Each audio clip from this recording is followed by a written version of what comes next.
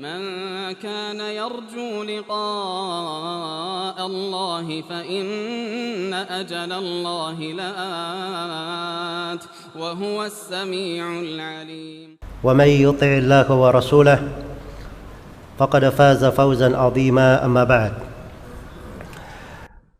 فإن أصدق الحديث كتاب الله وخير الهدي هدي محمد صلى الله عليه وسلم وشر الأمور محدثاتها فإن كل محدثة بدعة وكل بدعة ضلالة وكل ضلالة في النار. Kaum muslimin dan muslimat, ma'asyiral ikhwa wal akhwat, rahimani wa rahimakumullah. Alhamdulillah, kita bersyukur kepada Allah Subhanahu wa taala di pagi hari yang cerah ini kita berada di sebuah tempat yang agung, dari sebaik-baik tempat yang berada di atas muka bumi, sebagaimana dikatakan oleh Nabi sallallahu alaihi wasallam, khairu biqa'il ardi masajiduha, sebaik-baik tempat yang berada di atas muka bumi adalah masjid-masjidnya.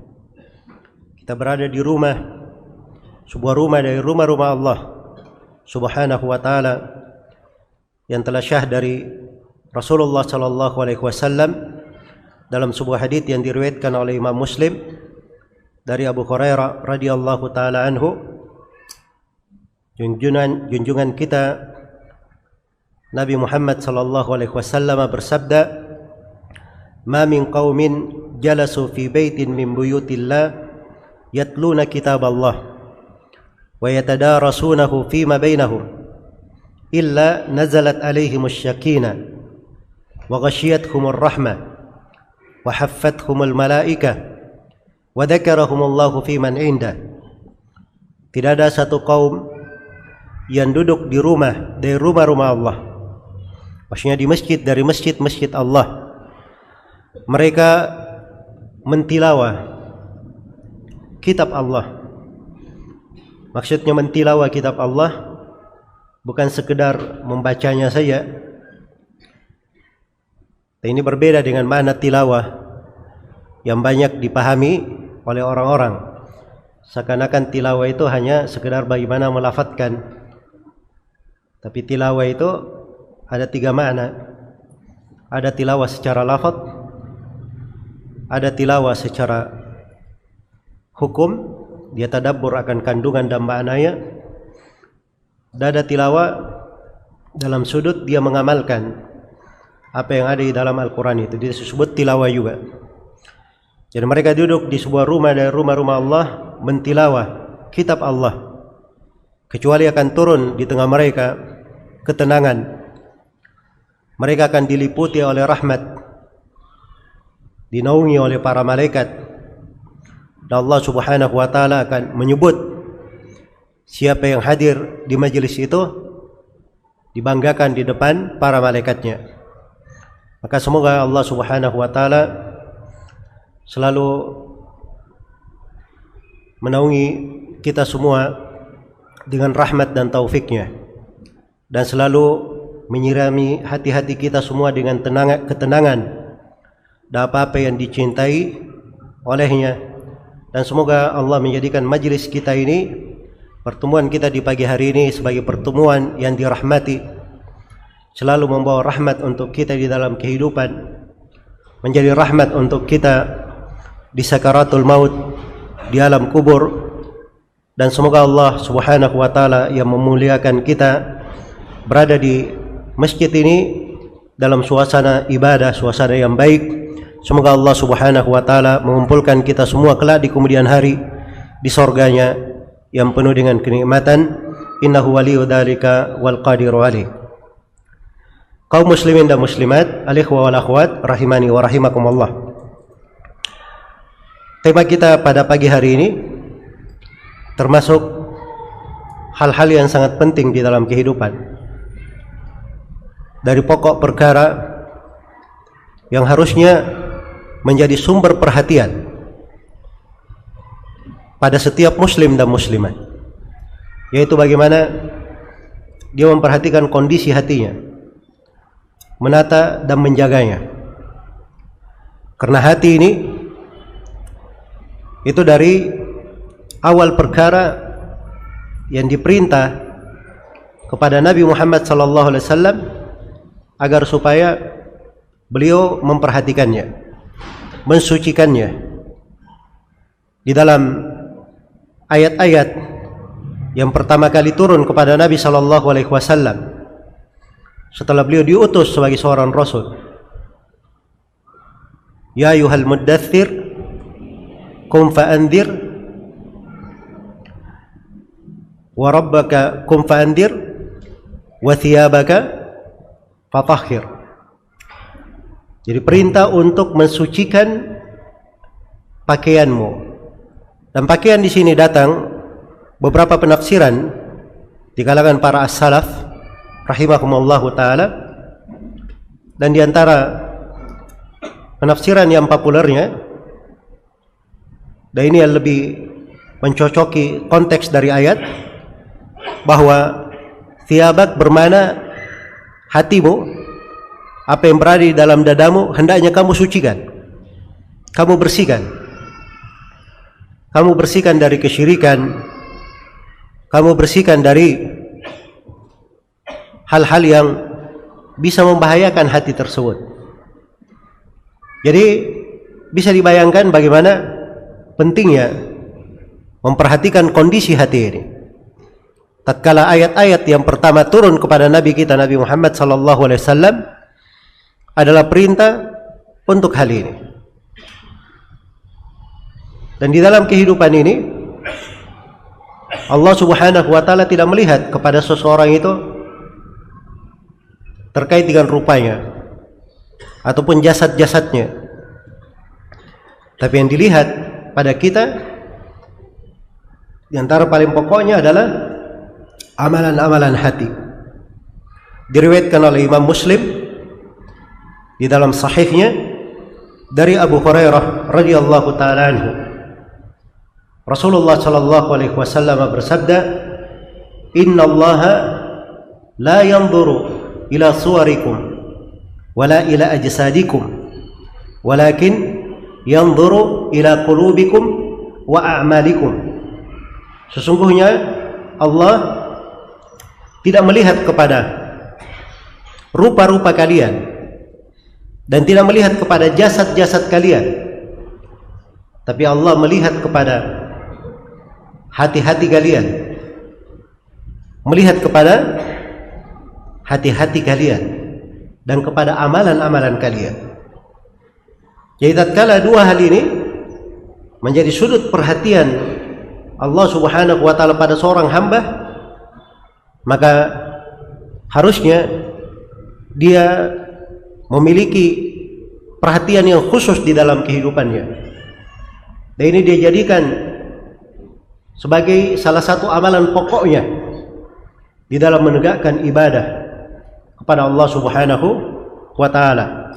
Itu bagaimana dia selalu memperhatikan kondisi hatinya, menata dari keberadaan hati ini selalu di atas ketaatan kepada Allah Subhanahu wa taala. Hati itu namanya saja al-qalb dalam bahasa Arab. Al-qalb itu artinya suatu yang berbolak-balik. Iya. Dia tidak dalam satu kondisi dan keadaan. Kalau dikatakan menata frekuensi hati, tidak ada frekuensi tetap, gelombang tetap untuk hati itu. Karena hati itu berbolak-balik. Sebagaimana keimanan bisa bertambah dan bisa berkurang. Dan hati salah satu amalan di dalam keimanan. Salah satu amalan di dalam keimanan. Tapi menjaga kondisi hati, dia berada di batasan, di jalur yang dicintai oleh Allah Subhanahu wa taala. Inilah yang datang di dalamnya agama para nabi dan para rasul. Dan itulah yang diterangkan di dalam syariat kita. Iya. Karena kondisi hati yang sedemikian rupa, di antara doa yang paling banyak dibaca oleh Nabi sallallahu alaihi wasallam, Allahumma ya muqallibal qulub Tsabbit qalbi ala dinika wa ta'atik. Ya Allah yang membolak-balikkan hati, teguhkanlah hatiku di atas agama dan ketaatan kepadamu. Iya. Maka Rasulullah sallallahu alaihi wasallam memohon agar supaya hatinya ditetapkan di atas agama. Dan beliau memohon dengan menyebut, Ya muqallibal qulub, ya Allah yang membolak-balikkan hati. Iya. Itu dari keindahan di dalam berdoa. Dari keindahan di dalam berdoa. Seorang itu ketika dia berdoa kepada Allah, dia menyebutkan nama dan sifat Allah terkait dengan doa yang akan dia panjatkan. Kalau dia minta rezeki misalnya, dia berdoa terkait dengan nama-nama itu. Misalnya dia berkata, Ya Allah, Ya Rahman, Ya Rahim, Ya Razzaq, Ya Wasi', Ya Karim. Ya Allah yang Maha merahmati, yang Maha Rahim, Maha dermawan, Maha luas pemberiannya, Maha mulia. Itu kan nama terkait dengan apa yang kita minta, rezeki yang kita minta. Iya. Jangan dia berdoa rezeki, dia berkata, Ya Qawi, Ya Syadidal Iqab, Ya Sari'al Hisab. Ya Allah yang Maha kuat, yang Maha keras siksaannya, yang Maha segera hisabnya, berilah rezeki kepadaku. Itu tidak nyambung doanya. Jelas ya? Dan itu bukan etika di dalam berdoa. Doa itu seorang memanjatkan apa yang dia minta kepada Allah, dia sebut dengan nama-nama dan sifat-sifat Allah yang mencocoki apa yang dia minta. Nah itu subhanallah, bahasa yang dipakai oleh Nabi luar biasa. Ya muqallibal qulub, ya Allah yang membolak-balikkan hati. Hati itu bukan di tangan kita. Hati itu di tangan siapa?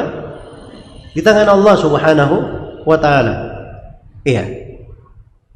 Tsabbit qalbi, tetapkanlah hatiku, teguhkan hatiku, ala dinika wa ta'atik, di atas agama dan ketaatan kepada engkau. Jadi mohon kepada Allah supaya diteguhkan hatinya di atas agama dan ketaatan. Iya. Allah telah menerangkan sebab-sebab keteguhan hati. Apa-apa yang membuat hati itu teguh, apa-apa yang membuat hati itu baik. Inilah yang perlu kita pelajari pada kesempatan ini, agar supaya kita bisa menata hati dengan lebih baik dan memperhatikan bagaimana kondisi hati ini. Selain daripada itu, sebelum saya menguraikan dari hal-hal yang diperlukan di dalam menata hati, saya perlu ingatkan juga bahwa amalan-amalan hati ini itu termasuk pintu ibadah, pintu ketaatan yang sangat besar. Iya, pintu ketaatan yang sangat besar. Karena itu fikih terbesar di tengah para ulama, alim ulama, adalah hal-hal yang terkait dengan fikih hati. Hal-hal yang terkait dengan fikih hati. Betul, di dalam amalan badan itu ada fikihnya, dalam ucapan lisan juga ada fikihnya. Iya. Tapi seluruh hal tersebut itu ada kaitannya dengan amalan hati. Ada kaitannya dengan amalan hati. Bahkan kadang ada amalan badan luar biasa. Amalan badan ini pengorbanannya juga luar biasa. Tetapi karena kita tidak dibarengi dengan amalan hati yang membenarkan amalannya bisa menjadi sia-sia. 3 orang yang paling pertama dipanggang di dalam api neraka adalah 3 pelaku ibadah. 3 pelaku ibadah. Iya. Bukan kaum musyrikin, bukan orang-orang kafir, tapi ini 3 pelaku ibadah didatangkan pada hari kiamat. Ada yang berjihad di jalan Allah, ada yang mempelajari ilmu. Iya, membaca Al-Quran, dan ada yang bersedekah. Tatkala seluruh amalan ini dia lakukan ria mengharap sanjungan manusia, tidak ada amalan hati berupa keikhlasan yang menyertainya, maka amalan-amalan besar itu menjadi tidak bermanfaat. Bahkan mereka dihitung sebagai 3 golongan yang dipanggang. Yang paling pertama masuk ke dalam neraka. Itu bahasa haditsnya, awwal man tusa'ar bihimun nar. Orang yang paling pertama dipanggang di dalam api neraka. Karena itu kata Ibn Raslan rahimahullah di dalam Manzumah Az-Zabad, kata beliau, wa alimun bi ilmihi lam ya'malan mu'adzabun qabla ubadil wathan. Seorang alim dengan ilmunya dia tidak beramal, dia akan disiksa sebelum penyembah berhala disiksa. Iya. Dasarnya kenapa? Karena masalah keikhlasan. Tidak ada dari amalan hati yang menyertainya. Dan datang dari sebagian as-salaf, mereka berkata, rubba amalin sagirin tukabbiruhun niyah, wa rubba amalin kabirin tusaggiruhun niyah. Karena ada sebuah amalan yang kecil tapi menjadi sangat besar karena niatnya. Dan kadang ada amalan yang besar, dia menjadi kecil karena apa? Karena niatnya. Ada amalan-amalan kadang dianggap remeh, biasa, tapi subhanallah dia bisa menjadi penggugur dosa, penggugur kesalahan, bisa menyebabkan dia dimasukkan ke dalam sorga. Seperti 2 kisah itu ya. Ada seorang lelaki yang dia ini disifatkan banyak dosa dan maksiat. Dan kisah lainnya seorang perempuan yang dikatakan dia pezina. Keduanya berjalan di tengah terik matahari yang sangat panas, kehausan, lalu turun ke sumur. Ini 2 kisah berbeda ya, tapi ada kemiripan. Iya. Begitu selesai minum dari sumur, naik ke atas, diketemukan ada anjing yang mengitari sumur ini. Lidahnya sudah keluar saking kehausannya, sudah mulai memakan tanah. Maka mereka pun merahmati anjing ini. Turun. Si perempuan ini dia penuhi kondeknya dengan air, si laki-laki di kisahnya dia penuhi sepatunya dengan air. Kemudian diberi minum kepada anjing tersebut. Maka disebut di situ beberapa keutamaan. Si perempuan diampuni, si laki-laki ini dimasukkan ke dalam surga. Jangan dilihat, oh ini dia cuma beri minum. Nah itu ada amalan hati yang membarenginya. Itu posisi mereka di situ. Ketika melakukannya, tidak ada manusia yang melihat. Tidak perlu ada ria di situ. Ya, itu tulus karena Allah, rahmat kepada makhluk Allah dia lakukan menjadi besar dari pahala dan apa? Ketaatan. Nah, ini dari fikih amalan hati. Penting untuk diperhatikan. Karena itu para sahabat Rasulullah sallallahu alaihi wasallam mereka melakukan amalan-amalan yang amalan-amalan itu disyariatkan oleh Nabi sallallahu alaihi wasallam, berlaku untuk seluruh kaum muslimin dan muslimat hingga akhir kiamat. Para sahabat salat, kaum muslimin yang lainnya juga apa? Salat. Para sahabat puasa, kaum muslimin juga puasa. Para sahabat haji, kaum muslimin juga haji. Para sahabat bersedekah mengeluarkan zakat, kaum muslimin juga bersedekah mengeluarkan zakat. Yang membedakannya apa? Itu amalan hati. Karena itu kata sebagian ulama, ma sabaqakum Abu Bakrin bi kathrati salatin wala sadaqatin wala siyam walakin bi syai'in waqara fi qalbihi.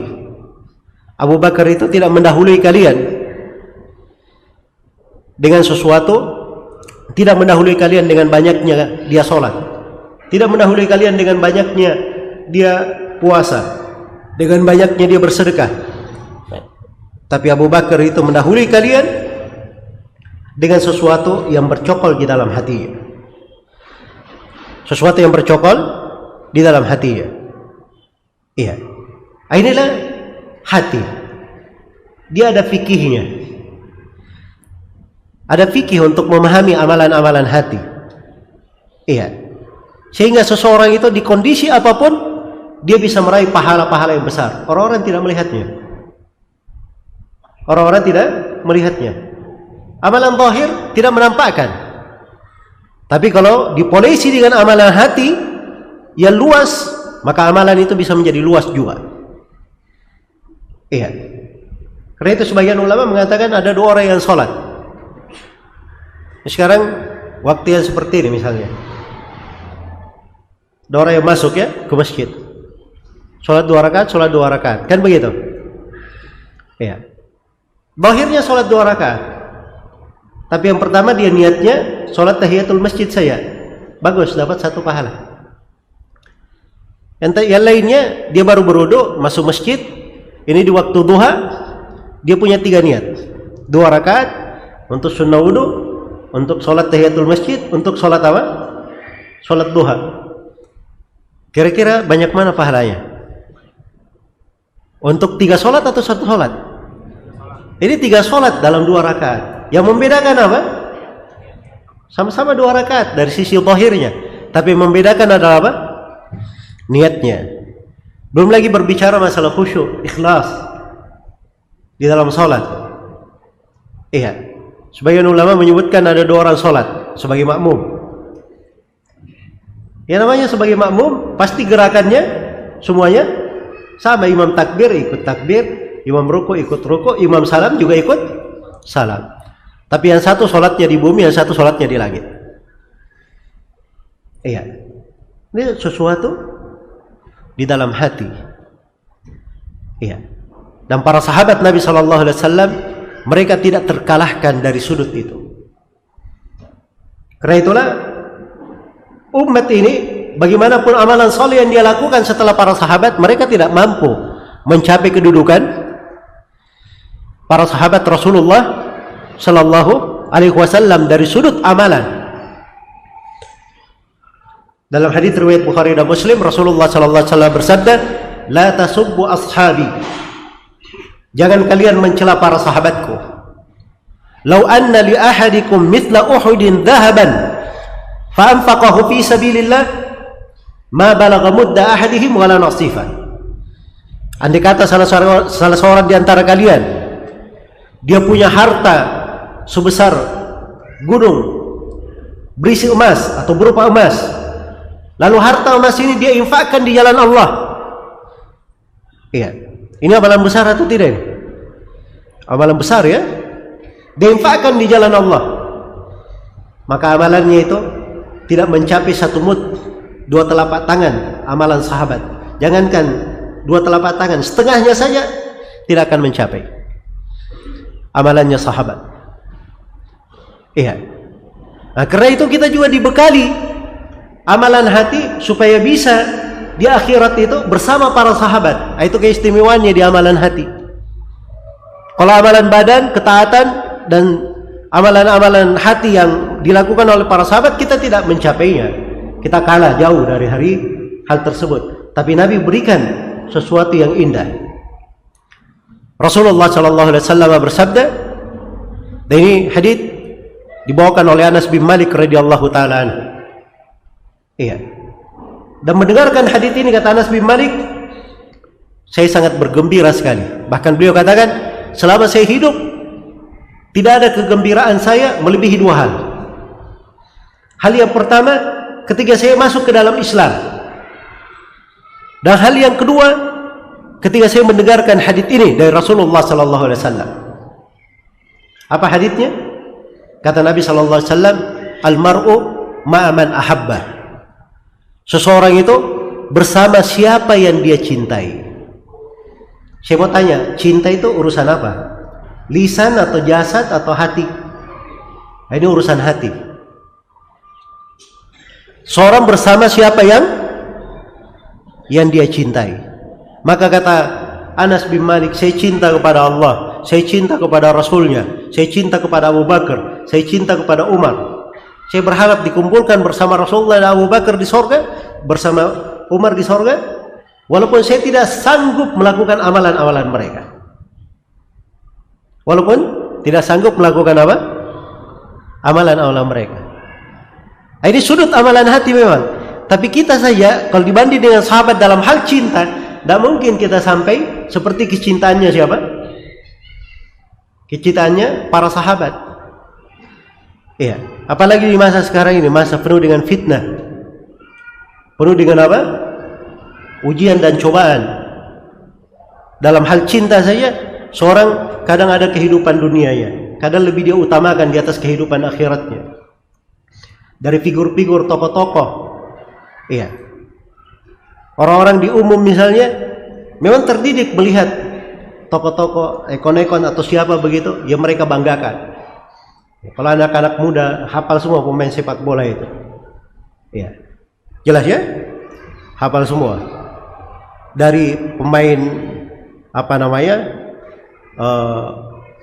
utamanya sampai pemain cadangannya hafal semua namanya. Kalau diminta biografinya bisa diberi biografi, Masya Allah. Tapi kalau ditanya siapa nama Khulafa ar-Rasyidin, ya banyak yang bolong-bolong. Ya. Diberi pertanyaan lebih daripada itu, siapa 10 orang sahabat yang dijamin masuk surga? Mungkin ada yang berkata, oh itu apalagi nih, saya baru dengar. Ya. Jelas ya? Jadi ujian-ujian dan fitnah-fitnah seperti ini kadang membuat hati itu bisa jauh. Ya. Tapi kalau seorang mengenalnya, mempelajarinya, inilah dari sebab-sebab yang mengangkat derajat dan kedudukan. Ya, karena itu kenapa di kajian-kajian ahli sunnah itu selalu dibahas buku-buku akidah. Karena di buku-buku akidah itu banyak pembahasan-pembahasan, diantaranya pembahasan terhadap menghormati para sahabat dan mencintai mereka. Ini diantara hal yang diperlukan untuk hati, supaya menjadi hati yang besar, hati yang selamat. Iya. Dan itulah yang bisa menata hati tersebut. Baik, kita akan rinci nanti pembahasan seputar hal tersebut. Jadi maksud saya di sini, saya ingin menerangkan bahwa amalan-amalan hati itu perkara-perkara yang besar, hal-hal yang dahsyat. Itu ada fikih, perlu dipelajari di dalamnya. Perlu dipelajari di dalamnya. Dan apabila seorang menguasai hal ini, dia punya fikihnya, maka itu adalah orang yang paling mampu menata kondisi hatinya. Orang yang paling mampu menata kondisi hatinya. Iya. Baik. Kemudian di antara pendahuluan, sebelum kita masuk ke tema inti di pembahasan ini, para ulama rahimahumullahu ta'ala itu membagi hati menjadi 3. Hati itu dibagi menjadi 3. Hati yang pertama adalah hati yang hidup. Hati yang pertama adalah hati yang hidup. Kemudian hati yang kedua adalah hati yang sakit. Hati yang kedua adalah hati yang sakit. Dan hati yang ketiga adalah hati yang mati. Adalah hati yang mati. Ini 3 jenis hati. Ya. Kita perlu untuk mengetahuinya. Dan 3 jenis hati ini semuanya ada sebab-sebab yang menjadikan dia seperti itu. Hatinya hidup, apa sebab yang menghidupkan hatinya? Itu ada sebab-sebabnya. Hatinya sakit, apa penyakit-penyakit yang bisa mendera hati? Itu ada sebab-sebabnya. Hati itu menjadi mati, apa alasan hatinya menjadi mati? Itu ada sebab-sebabnya. Yang jelas hati dibagi menjadi 3. Dan ini disebutkan di dalam Al-Quran. Iya. Ayatnya yang menjadi landasan di pembagian hati itu berada di surah Al-Hajj, surah ke-22 ayat 52 hingga 54. Allah Subhanahu wa taala berfirman, "Wa ma arsalna min qablika min rasulin wala nabiyyin illa idza tamanna alqa asy-syaitanu fi umniyatihi fayansakhu Allahu ma yulqi asy-syaitan thumma yuhkimu Allahu ayatihi wallahu alimun hakim." ليجعل ما يلقي الشيطان فتنة للذين في قلوبهم مرض wal qasiyati qulubuhum wa innadh dhalimina lafi shiqaqin ba'id wal ya'lamu alladhina utul ilm annahu al-haqqu min rabbik fayu'minu bihi fatukhbita lahu qulubuhum wa innallaha lahadi alladhina amanu ila siratin mustaqim. Ya, baik. Itu 3 ayat ya dari surah Al-Hajj. Allah Subhanahu wa taala berfirman, diperhatikan baik-baik dari ayat-ayat ini. Kalau ada yang punya mushaf mau dibuka silahkan. Saya akan terangkan sedikit terkait dengan fikih ayat ini supaya kita memahami dari penafsiran ayat. Wa ma arsalna min qablika min rasulin. Iya. Tidaklah kami mengutus sebelum engkau, wahai Nabi Muhammad, seorang rasul, wala nabiyyin, dan tidak pula kami utus seorang nabi.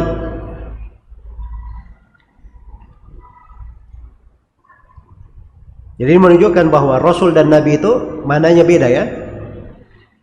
Mananya beda. Jadi tidaklah kami mengutus seorang rasul dan seorang nabi sebelummu illa idza tamanna, kecuali kalau dia punya dari keinginan ya. Apabila dia punya dari keinginan, punya umniyah,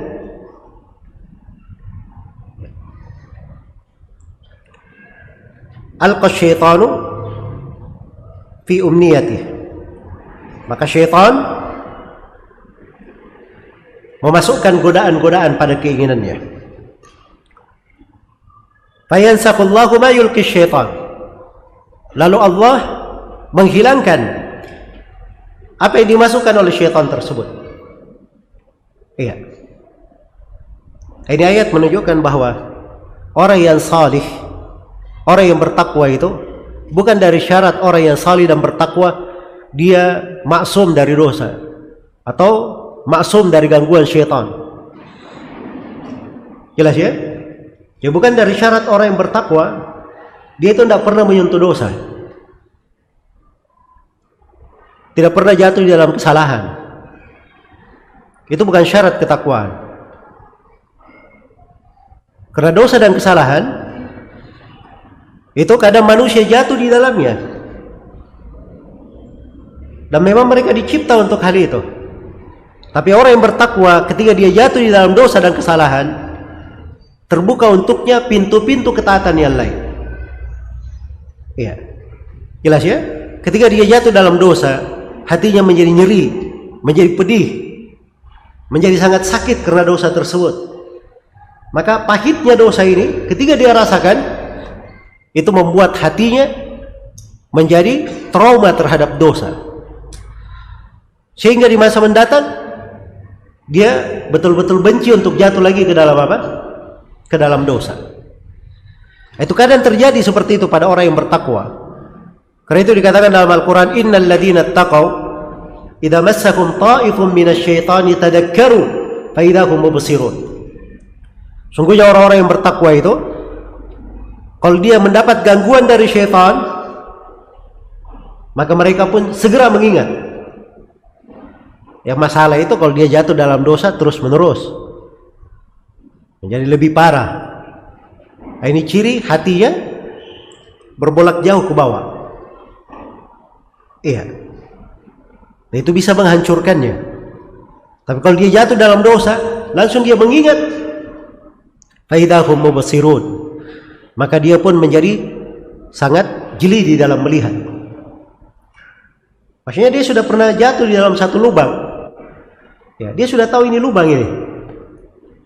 Lubang binatang buas, bahaya dia kalau jatuh lagi di situ. Jadi begitu dia lewat ke situ, tidak mungkin dia lompat ke lubang itu lagi. Itu orang yang bertakwa, itulah orang yang beriman. Dalam hadits riwayat Bukhari Muslim dikatakan oleh Nabi, la yuldagul mu'min bi juhrin wahidin marratain. Seorang mukmin itu tidak terjerembab di dalam sebuah lubang hewan berbuas, binatang buas, sebanyak 2 kali. 1 kali saja dia jatuh. Setelah itu mengambil apa? Mengambil pelajaran. Mengambil pelajaran. Jadi syaitan kadang memberikan gangguan pada apa yang diinginkan oleh Nabi ini. Tapi Allah Subhanahu wa taala hapuskan gangguan tersebut. Tsumma yuhkimullahu ayatih. Kemudian Allah Subhanahu wa taala meneguhkan ayat-ayatnya. Nah, ini luar biasa ya. Bagaimana para nabi itu betul-betul diteguhkan oleh Allah Subhanahu wa taala. Karena itu dari pokok keteguhan hati, dari pokok perkara di dalam menata hati adalah mengikuti jalannya para nabi dan para rasul. Itu pokok perkara dalam keteguhan hati. Mengikuti jalannya siapa? Para nabi dan para rasul. Para nabi dan para rasul itu dakwah mereka semuanya sama. Apa yang mereka sampaikan kepada manusia semuanya sama. Karena yang mereka sampaikan adalah ilmu yang bermanfaat. Dan ilmu yang bermanfaat itu tidak keluar dari 3 hal. Ilmu yang bermanfaat tidak keluar dari apa? 3 hal. Ilmu yang pertama, ilmu tentang Allah, nama-nama dan sifat-sifatnya. Kemudian yang kedua adalah ilmu tentang agama, tentang syariat, apa yang diperintah, apa yang dilarang. Dan ilmu yang ketiga, ilmu tentang balasan di negeri akhirat, kehidupan setelah mati. Ini 3 jenis ilmu yang diajarkan oleh para nabi dan para rasul. Iya. Dan itu dakwah mereka. Itu dakwah mereka. Allah Subhanahu wa taala telah menjadikan dakwah mereka di atas 3 pokok hal ini. Jadi kalau kita baca Al-Quran, kita ketemukan Al-Quranul Karim berputar di atas 3 hal ini. Iya, berputar di atas 3 hal ini. Nah itu kata Ibnu Al-Qayyim rahimahullahu taala, wal ilmu aksamun thalathun ma laha min rabi'in wal haqqu dhu tibyani ilmun bi awsafil ilahi wa fi'lihi wa kadzaka al asma'u lid dayyani wan nahyu wal amru wan nahyu alladhi huwa dinuhu wa jazaohu yaumal ma'adi tsani. Ilmu itu 3 jenis, tidak ada bagian yang keempat. Hanya 3 bagian, tidak ada yang keempat. Dan kebenaran itu selalu terang. Ilmu yang pertama, ilmu tentang nama-nama dan sifat Allah Subhanahu wa taala. Ilmu yang kedua adalah tentang perintah dan larangan yang merupakan agama, ilmu tentang syariat. Dan ilmu yang ketiga adalah balasan di hari kebangkitan yang kedua, maksudnya di hari kiamat. Di hari kiamat. Iya.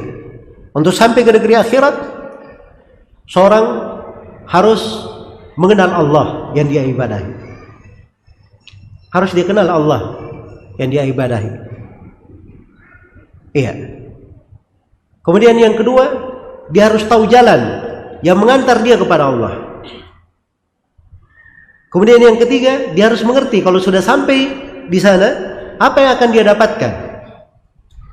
Itu pembalasannya. Itulah Nabi dan Rasul semuanya di atas 3 hal ini. Setiap Nabi dan Rasul pasti datang memperkenalkan bahwa yang diibadahi hanyalah Allah Subhanahu wa ta'ala saja. Dan setiap Nabi dan Rasul itu pasti menerangkan jalan yang mengantar kepada Allah Subhanahu wa ta'ala. Dan setiap Nabi dan Rasul pasti menerangkan apa akibat yang akan didapatkan di akhirat bagi orang yang taat, dan apa hukuman bagi orang yang bermaksiat. Iya. Jadi kalau belajar ilmu agama, itu dasarnya. Ini pokoknya. Supaya kita tahu cara belajar yang benar. Ya kalau kita mengerti, ini yang dicari, ini pokok perkara yang dicari dalam menuntut ilmu, maka akan mudah seorang itu melangkah. Belajar ya. Jangan sampai dia belajar hadir di majelis, dia tidak tahu apa yang harusnya dia pelajari, apa yang harusnya dia catat. Iya. Apalagi kalau dia pemain dunia maya, maka ada segala hal yang perlu dia lihat. Dia harus tahu orang-orang yang berbicara tentang agama itu bicaranya sesuai dengan dakwah para nabi dan rasul atau tidak. Iya. Orang-orang yang keluar dari 3 hal ini itu tidak usah didengarkan ucapannya. Sebab tidak akan membawa manfaat untuk seseorang, tidak di dunianya, tidak pula di mana? Di akhiratnya. Ini 3 jenis ilmu. Dan ini dakwanya para nabi dan para rasul. Karena itu dari pokok kebaikan hati kita mengikuti jalannya para nabi dan para rasul. Kemudian dikatakan dalam ayat wallahu alimun hakim. Dan Allah Subhanahu wa taala Maha mengetahui lagi Maha hakim. Bisa diartikan Maha bijaksana dan bisa diartikan yang Maha menetapkan hukum. Iya. Liyaj'ala ma yulqi syaitanu fitnatan lil ladzina fi qulubihim marad. Supaya Allah jadikan apa yang dimasukkan oleh syaitan itu sebagai cobaan untuk orang-orang yang di dalam hatinya ada penyakit. Wal qasiyati qulubuhum, dan orang-orang yang sudah membeku keras hatinya. Ya. Wa inna adh-dhalimina lafi shiqaqin ba'id. Sungguhnya orang-orang yang zalim itu benar-benar dalam permusuhan yang sangat dahsyat. Ini ketika terjadi gangguan dari syaitan, maka manusia menjadi 3 jenis, 3 golongan. Golongan yang pertama, ada yang terjangkit oleh gangguan syaitan itu, hatinya menjadi sakit. Ini golongan orang yang memiliki hati yang sakit. Dan ada yang kedua, al-qasiyah qulubuhum, orang yang keras hatinya, membatu hatinya. Ya, ini hati yang mati. Dan golongan yang ketiga, ini yang paling baiknya, dikhususkan satu ayat menjelaskan mereka. وَلِيَعْلَمَ الَّذِينَ أُوتُوا الْعِلْمَ أَنَّهُ الْحَقُّ مِنْ رَبِّكَ فَيُؤْمِنُوا بِهِ فَتُخْبِتَ لَهُ قُلُوبُهُمْ. Ya.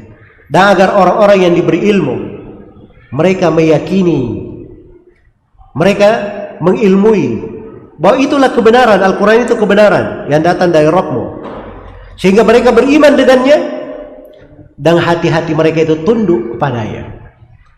Ini hati yang hidup. Ini hati yang apa? Hati yang hidup. Wa inna Allaha lahadi alladhina amanu ila siratim mustaqim. Dan sesungguhnya Allah memberi hidayah kepada orang-orang yang beriman menuju kepada jalan yang lurus. Baik. Ini 3 ayat ya di surah Al-Hajj. Saya ingin fokuskan pembahasan kita terkait dengan 3 ayat ini. Ya, sebab di dalamnya terdapat sejumlah pembahasan-pembahasan seputar fikih hati. Bagaimana cara menata hati dan apa bekal seseorang memiliki hati yang selamat, hati yang hidup, hati yang baik. Iya. Jadi ayat ini subhanallah sudah diterangkan, hati itu terbagi 3. Ada hati yang hidup, dan kebalikannya hati yang mati.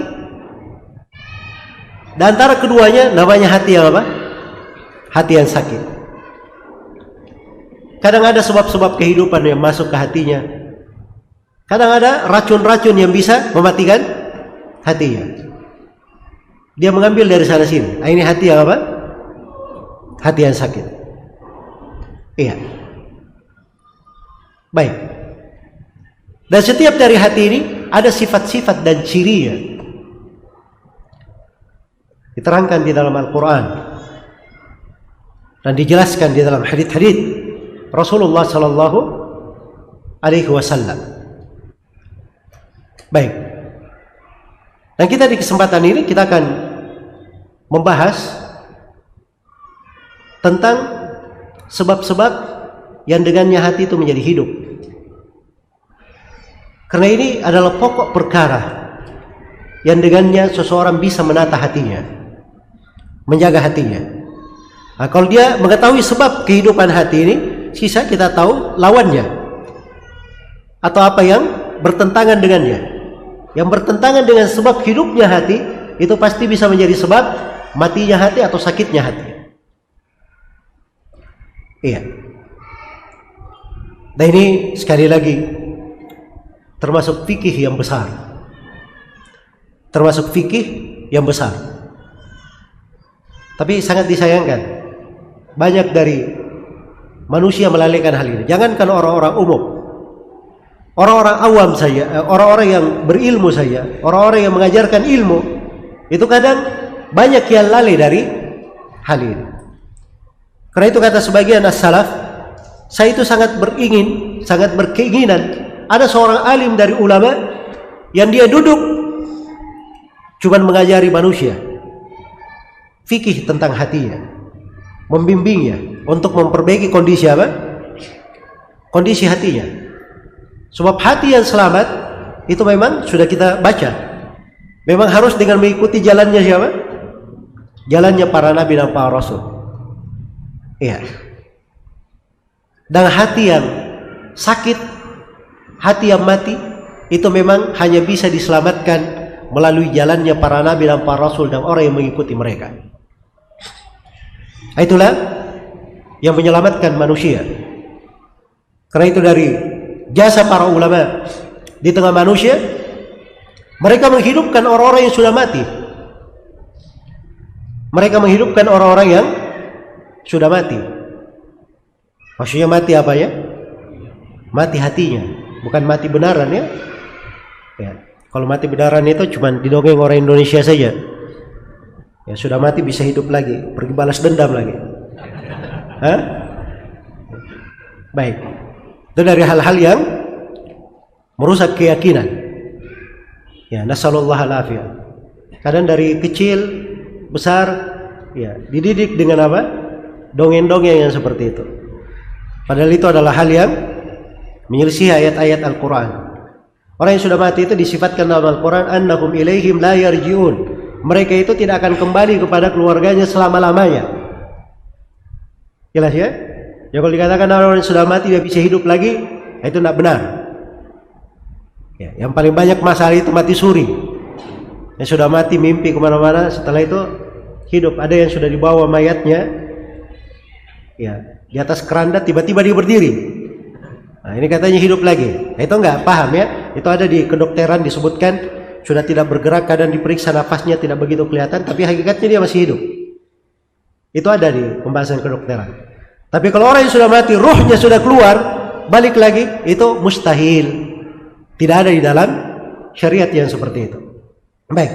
Jadi pada nabi dan para rasul itu dan orang-orang yang mengikuti mereka, itulah yang menghidupkan manusia. Allah Subhanahu wa taala berfirman, "Awaman kana maitan فأحييناه وجعلنا له نورا يمشي به في الناس كمن مثله في الظلمات ليس بخارج منها." Apakah orang yang tadinya dia adalah mayat, dia adalah bangkai, kemudian kami hidupkan dia, lalu kami beri untuknya cahaya, dia berjalan dengan cahaya tersebut. Ini orang-orang yang sudah mati dihidupkan dan diberi cahaya. Ini ada golongan yang seperti ini. Iya. Inilah golongan orang-orang yang mengikuti jalannya para nabi dan para rasul. Dia dihidupkan dengan Al-Quran, dihidupkan dengan petunjuk, dihidupkan dengan ajaran para nabi dan para rasul. Dengan hal tersebut mereka seakan-akan memiliki cahaya, bisa berjalan di tengah kegelapan. Dia bisa melihat mana duri, mana kerikil, mana jurang, mana yang membahayakan, dia bisa melihatnya. Apakah orang yang seperti ini sama dengan orang yang tetap mayat di dalam kegelapan tidak mau keluar darinya? Ini orang-orang yang tidak mau menerima petunjuk. Dia ridha kematian untuk dirinya. Ridha kematian untuk dirinya. Karena orang yang mati itu, kalau dia memilih kematian, dia diberi peringatan apapun kadang tidak bermanfaat. Wa ma li jurhin bimayyitin ilamu. Iya. Menyayat kulit orang yang mati itu tidak ada rasa sakitnya. Ini disayat ya, kalau dia hidup dia akan teriak, terasa sakit. Tapi kalau dia sudah mati mau disayat, dipotong enggak ada masalah. Dia tidak terasa. Nah, itu orang yang mati seperti itu. Ridha dengan kematian. cinta dengan kegelapan. Tapi orang-orang yang diberi hidayah oleh Allah, mereka dihidupkan, keluar dari kematian, diberi cahaya, keluar dari kegelapan, keluar dari kegelapan. Nah, itu ciri orang yang memiliki kehidupan di dalam hatinya. Dan ini makna ingin saya sebutkan di sini sebagai hal yang kedua dari sumber pokok bekal di dalam menata hati. Jadi yang pertama tadi mengikuti jalannya para nabi dan rasul. Dan yang kedua adalah bekal ilmu syar'i. Bekal ilmu syariat. Iya. Karena itu di ayat disebutkan ya, di ayat yang ke-54 dari surah Al-Hajj, liya'lamal ladzina utul ilm, supaya orang-orang yang berilmu mereka meyakini bahwa Al-Quran itu kebenaran. Jadi walaupun Nabi membacakan Al-Quran, lalu syaitan ingin memasukkan godaan ya, di dalam bacaan itu, jelas ya, di dalam bacaannya, maka itu tidak berpengaruh. Bagi orang-orang yang berilmu, dia tahu bahwa itu kebenaran dari Rabb mereka. Jadi sifatnya punya ilmu. Sifatnya punya ilmu. Nah, itulah kekuatan di dalam menata hati. Ya. Karena itu kalau kita baca dari biografi para ulama, hal-hal yang menakjubkan, luar biasa, perkara-perkara terkait dengan kondisi mereka menjaga hatinya. Iya, bagaimana tidak? Nabi Muhammad sallallahu alaihi wasallam adalah panutan mereka di dalam hal tersebut. Panutan mereka di dalam hal tersebut. Karena itu bicara apa saja tentang amalan hati, maka pasti Rasulullah sallallahu alaihi wasallam adalah yang paling tertinggi di dalamnya. Dan para sahabat sallallahu alaihi wasallam mengikuti Nabi sallallahu alaihi wasallam di dalam hal tersebut. Di dalam hal tersebut. Iya. Karena itu kita ketemukan di biografi Abu Darda radhiyallahu taala anhu, disebutkan bahwa Abu Darda itu kebanyakan ibadahnya adalah tafakkur. Ya, kadang duduk orang-orang melihatnya ini Abu Darda ini kerjanya cuma merenung saja. Ya, cuma bengong saja. Dia tidak mengerti bahwa kadang seorang alim itu dia duduk di dalam sebuah majelis seperti itu, dia mengingat berbagai hal, menghadirkan berbagai ibadah, perkara-perkara yang mungkin dari amalannya sudah tidak bisa dihitung dengan dunia dan segala isinya. Itu jenis-jenis ibadah perlu dipelajari, ada ilmunya. Iya, ada ilmunya. Pernah datang dalam sebuah majelis seorang lelaki, dan waktu itu Nabi sedang duduk bersama para sahabatnya. Kemudian Nabi berkata, akan masuk di tengah kita seorang lelaki penghuni surga. Masya Allah. Maka masuklah orang tersebut. Lalu dia sholat 2 rakaat, kemudian duduk. Besoknya majelis yang sama seperti itu juga, Nabi berkata lagi, akan masuk di tengah kita seorang lelaki dari penduduk surga. Masuk lagi orang itu. Sampai di hari yang ketiga. Maka seorang sahabat yang bernama Abdullah bin Amr bin As radhiyallahu anhuma. Ini Abdullah bin Amr bin As ini salah seorang sahabat yang dikenal sebagai ahli ibadah di kalangan anak-anak muda para sahabat. Ini anak-anak mudanya para sahabat ya. Ibnu Abbas, Abdullah bin Amr, Abdullah bin Zubair. Dan uniknya 3 anak muda ini semuanya pengukir sejarah dan semuanya adalah ahli ibadah. Semuanya ahli ibadah dan ahli ilmu. Iya. Nah, ini panutan ya untuk generasi muda supaya kita melihat bagaimana didikan Rasulullah sallallahu alaihi wasallam. Jadi melihat orang itu oleh Abdullah bin Amr bin As, dia datangi rumahnya. Dia ikuti sampai ke rumahnya. Kemudian dia minta izin supaya tinggal di rumah orang itu selama 3 hari. Iya. Karena waktu menerima tamu cuma berapa hari? 3 hari kan begitu. Maka Duduklah Abdullah bin Amr bin As 3 hari melihat apa kegiatan orang ini, apa amalan soleh yang dia lakukan, sehingga Rasulullah SAW menyebutnya sedemikian rupa penghuni sorga. Maka dia perhatikan orang ini di siang hari dia tidak puasa, di malam hari dia juga bukan orang yang sholat malam satu malam suntuk, tapi sebelum sholat subuh dia ada sholat witir. Hanya saja dia tidak pernah berucap kecuali yang baik, muamalahnya bagus, akhlaknya baik. Maka dia cari-cari dari mananya. Abdullah bin Amr bin As sudah mulai meremehkan apa yang dilakukan orangnya. Tidak ada apa-apa. Ya. Itu selesai 3 hari, dia pamitan pulang. Baru dia cerita, Abdullah bin Amr, sebenarnya saya kesini itu saya ingin tahu apa ibadah yang kamu lakukan. Nabi itu berucap begini tentang kamu, dia ceritakan hal itu. Kata orang itu, ya inilah yang kamu lihat. Begitu Abdullah bin Amr bin As mau keluar dari rumah, maka orang ini pun memanggilnya. Dia berkata, sepanjang kamu sudah bercerita itu dari Nabi, maka mungkin hal yang paling baik yang saya lakukan, saya itu tidak pernah menemukan suatu hasad apapun di dalam hatiku terhadap kaum muslimin. Ini amalan apa ini? Ini amalan hati, orang nggak ada yang melihat. Jelas ya? Tapi dia jaga dirinya, dia tidak keluar dari muka bumi ini kecuali dengan hati yang selamat. Selamat dari benci kepada kaum muslimin, apalagi terhadap orang-orang salih. Selamat dari hasad terhadap manusia. Dia jaga hal tersebut. Maka Nabi sebut dia sebagai apa? Penghuni sorga. Apa kata Abdullah bin Amr bin As? Itulah yang kami tidak mampu melakukannya. Ini juga bentuk dari apa? Bentuk dari keindahan hati para sahabat. Dia kalau tidak punya sesuatu dia akan bilang, ya saya tidak mampu seperti itu. Jelas ya? Tidak seperti kita, sudah tidak mampu, gayanya sok bisa pula. Ya. Ini yang repot ya. Itu namanya gurur. Jadi harusnya kalau dia 0 itu bagus ya.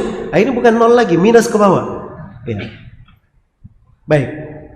Ini diantara kehidupan para sahabat Rasulullah SAW dan bagaimana mereka di dalam masalah menata hati ini. Jadi perlu mengikuti jalannya para nabi, itu yang pertama, untuk menata hati. Ya kalau seorang menjaga dirinya di atas jalannya para nabi dan para rasul, maka itu pasti dia akan memperoleh bekal yang sangat kuat untuk menjaga kondisi hatinya, memperbaiki kondisi hatinya. Makanya tadi saya sebut ya, bahwa dakwanya para nabi dan para rasul itu, ajaran mereka tidak keluar dari apa? Tidak keluar dari 3. Supaya kita jangan keluar dari 3 ini juga. Iya. Jadi kalau saya rinci lagi, ada 3 hal di dalam menjaga kondisi hati. Yang pertama, bagaimana seorang itu mengenal Allah Subhanahu wa taala. Sebab ini pokok dakwah para nabi dan para rasul. Yang menjadi sebab permusuhan antara para nabi dan kaumnya yang kafir dibangun di atas hal ini. Walaqad ba'atna fi kulli ummatin rasulan an i'budullaha wajtanibut taghut. Sungguh kami telah mengutus pada setiap umat seorang rasul agar supaya mereka menyampaikan kepada umatnya, beribadahlah kalian hanya kepada Allah dan jauhilah taghut. Jauhi segala yang diibadahi selain daripada Allah Subhanahu wa taala. Baik. Para nabi dan para rasul semuanya mengajak untuk mentauhidkan Allah, memperkenalkan siapa Allah yang diibadahi. Karena itu di sakaratul maut, orang yang husnul khatimah, kalau dia bisa bersyahadat asyhadu an la ilaha illallah wa asyhadu anna muhammadan rasulullah. Ini terkait ilmu tentang Allah. Di alam kubur, salah satu dari 3 pertanyaan malaikat adalah man rabbuka, siapa Rabb yang kamu ibadahi? Madinuka, apa agamamu? Itu tadi dakwah yang kedua ya. Dan man hadzal ladzi ursila ilaik, siapa nabi yang diutus kepadamu? Dan di hari kiamat ini pertanyaan yang akan ditanyakan oleh Allah. Allah bersumpah untuk hal itu. Dalam firman-Nya Allah menegaskan, "Fa warabbika lanas'alannahum ajma'in amma kanu ya'malun." Demi Rabbmu wahai Nabi Muhammad. Allah bersumpah dengan dirinya sendiri. Demi Rabbmu wahai Nabi Muhammad, sungguh kami akan bertanya kepada mereka semua tentang apa yang mereka lakukan di atas muka bumi. Ya'malun di situ ditafsirkan oleh Imam Abul Aliyah dua hal. Mereka akan ditanya apa yang mereka ibadahi, dan mereka akan ditanya bagaimana mereka mengikuti dakwahnya para nabi dan para rasul. Itu pertanyaan pada hari kiamat. Jadi tatkala ini adalah pertanyaan pokok, hal yang paling penting di sakaratul maut, di alam kubur, di hari kiamat, ya, maka suatu kelalaian yang sangat besar apabila seorang muslim dan muslimah mengalfakan dirinya, menelantarkan dirinya, tidak mempelajari hal-hal yang seperti ini. Iya, maka seorang perlu mengenal siapa Allah yang dia ibadahi. Iya, dia kenal tentang rububiyah Allah. Dia kenal bahwa Allah satu-satunya yang berhak diibadahi. Dia harus mengerti bagaimana memurnikan ibadah kepada Allah. Dan dia harus paham apa bentuk-bentuk kesyirikan, dosa yang paling besar yang dibenci oleh Allah. Jelas ya? Jangan sampai seorang itu jatuh dalam kesyirikan-kesyirikan dan dia tidak menyadarinya. Dia tidak menyadarinya. Ya, ini namanya kurang ilmu tentang Allah. Baik. Kemudian dia juga harus tahu, memahami tentang nama-nama dan sifat-sifat Allah Subhanahu wa ta'ala. Ini perlu seorang belajar tentang nama-nama dan sifat-sifat. Perlu mengerti tentang fikih Asmaul Husna. Iya. Nah, kalau dia punya 3 bekal ini, itu akan kuat sekali pengenalan dia terhadap Allah. Kalau dia berputar masuk di dalam ini, itu subhanallah, dia akan merasakan sorga di dunia ini. Itu namanya sorga dunia. Itu namanya sorga dunia. Dan dibahasakan oleh sebagian ulama, datang dari Syekhul Islam Ibnu Taimiyah, dan sebelumnya dari sebagian ulama salaf ada yang berkata, inna fid dunya jannah. Sungguhnya dalam kehidupan dunia itu ada sorga. Siapa yang tidak masuk ke dalam sorga dunia ini, dia tidak masuk ke sorga akhirat. Iya, itulah sorga keimanan kepada Allah Subhanahu wa ta'ala. Siapa yang masuk di dalamnya, dia akan berada di dalam kebahagiaan, kenikmatan yang sangat besar, suatu kebahagiaan yang tidak bisa dilukiskan oleh kata-kata, tidak bisa dilukiskan oleh kata-kata. Karena itu orang-orang yang sudah mengenal Allah, sudah mengenal agama, sudah mengenal jalannya menuju kepada akhirat, maka dia berada di dalam kenikmatan yang sangat agung. Iya. Karena itu kita tidak melihat di antara para nabi dan para rasul itu ada yang tertimpa oleh fitnah dunia, terlalaikan oleh apa? Oleh dunia. Ya. Nabi yang dijadikan sebagai raja pun, karena nabi itu ada nabi, dia hamba nabi, ada raja nabi. Jelas ya? Seperti Nabi Sulaiman alaihi salam, seluruh dari dunia ada di tangannya. Tapi bersamaan dengan itu, ketika dia pernah dilalaikan oleh kuda-kuda, beliau perintahkan kuda-kuda itu supaya disembelih. Dunia itu tidak ada yang berada di dalam hatinya. Kalaupun ada dunia di tangan, pada mereka dunia itu cuma di tangannya. Dan dunia di tangan itu tidak membahayakan. Seperti perahu. Perahu itu kalau di atas air nggak ada masalah. Tapi kalau air masuk ke dalam perahu, kira-kira bagaimana? Perahunya tenggelam. Nah, kehidupan dunia harusnya seperti itu. Apabila seorang mengenal Allah dengan baik, dia mengenal dari nama-nama dan sifat-sifatnya, maka dia baru tahu betapa indahnya dunia itu.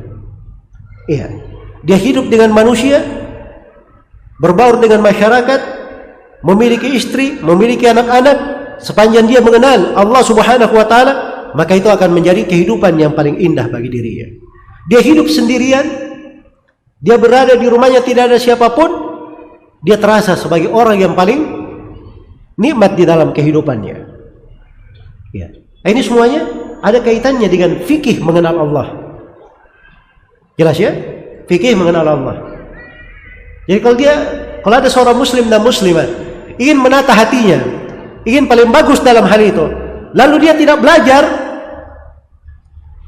tentang nama-nama dan sifat-sifat Allah, dia tidak belajar akidah yang benar, tidak belajar tentang tauhid, ini namanya berangan-angan ingin sesuatu, tapi dia tidak melakukan sebabnya.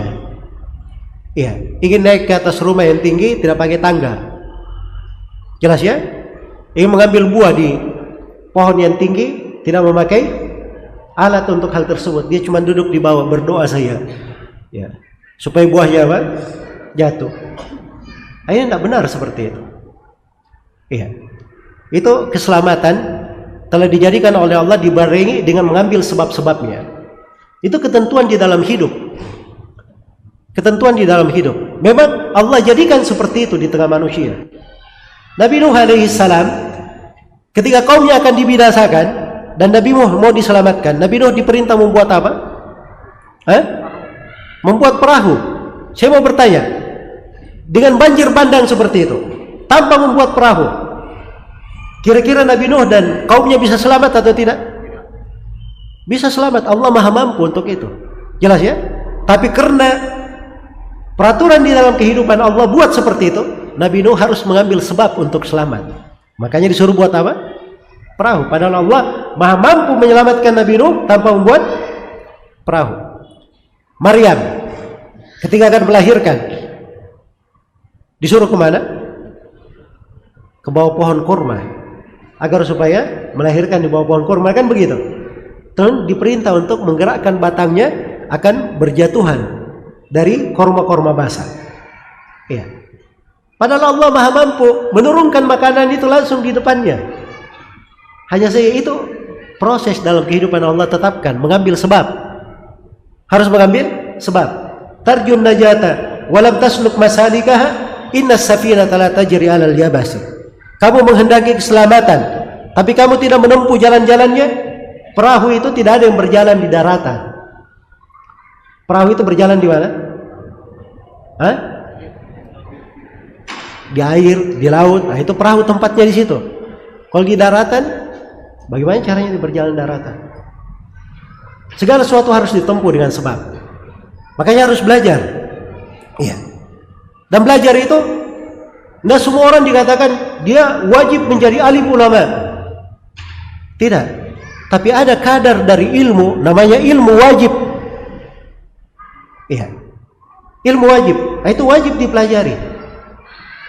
Ya, jangan ada yang berpikir ya di sakaratul maut ketika bersyahadat dia bisa mengundur. Ya. Oh malakal maut, maaf ini saya belum bisa syahadat sekarang. Ya. Barangkali anak saya mewakili nanti. Jelas ya? Tidak ada di alam kubur itu, nanti dia berkata, Munkar dan Nakir, ini kayaknya saya belum bisa menjawab pertanyaannya. Ya. Saya diberi waktu berpikir dulu.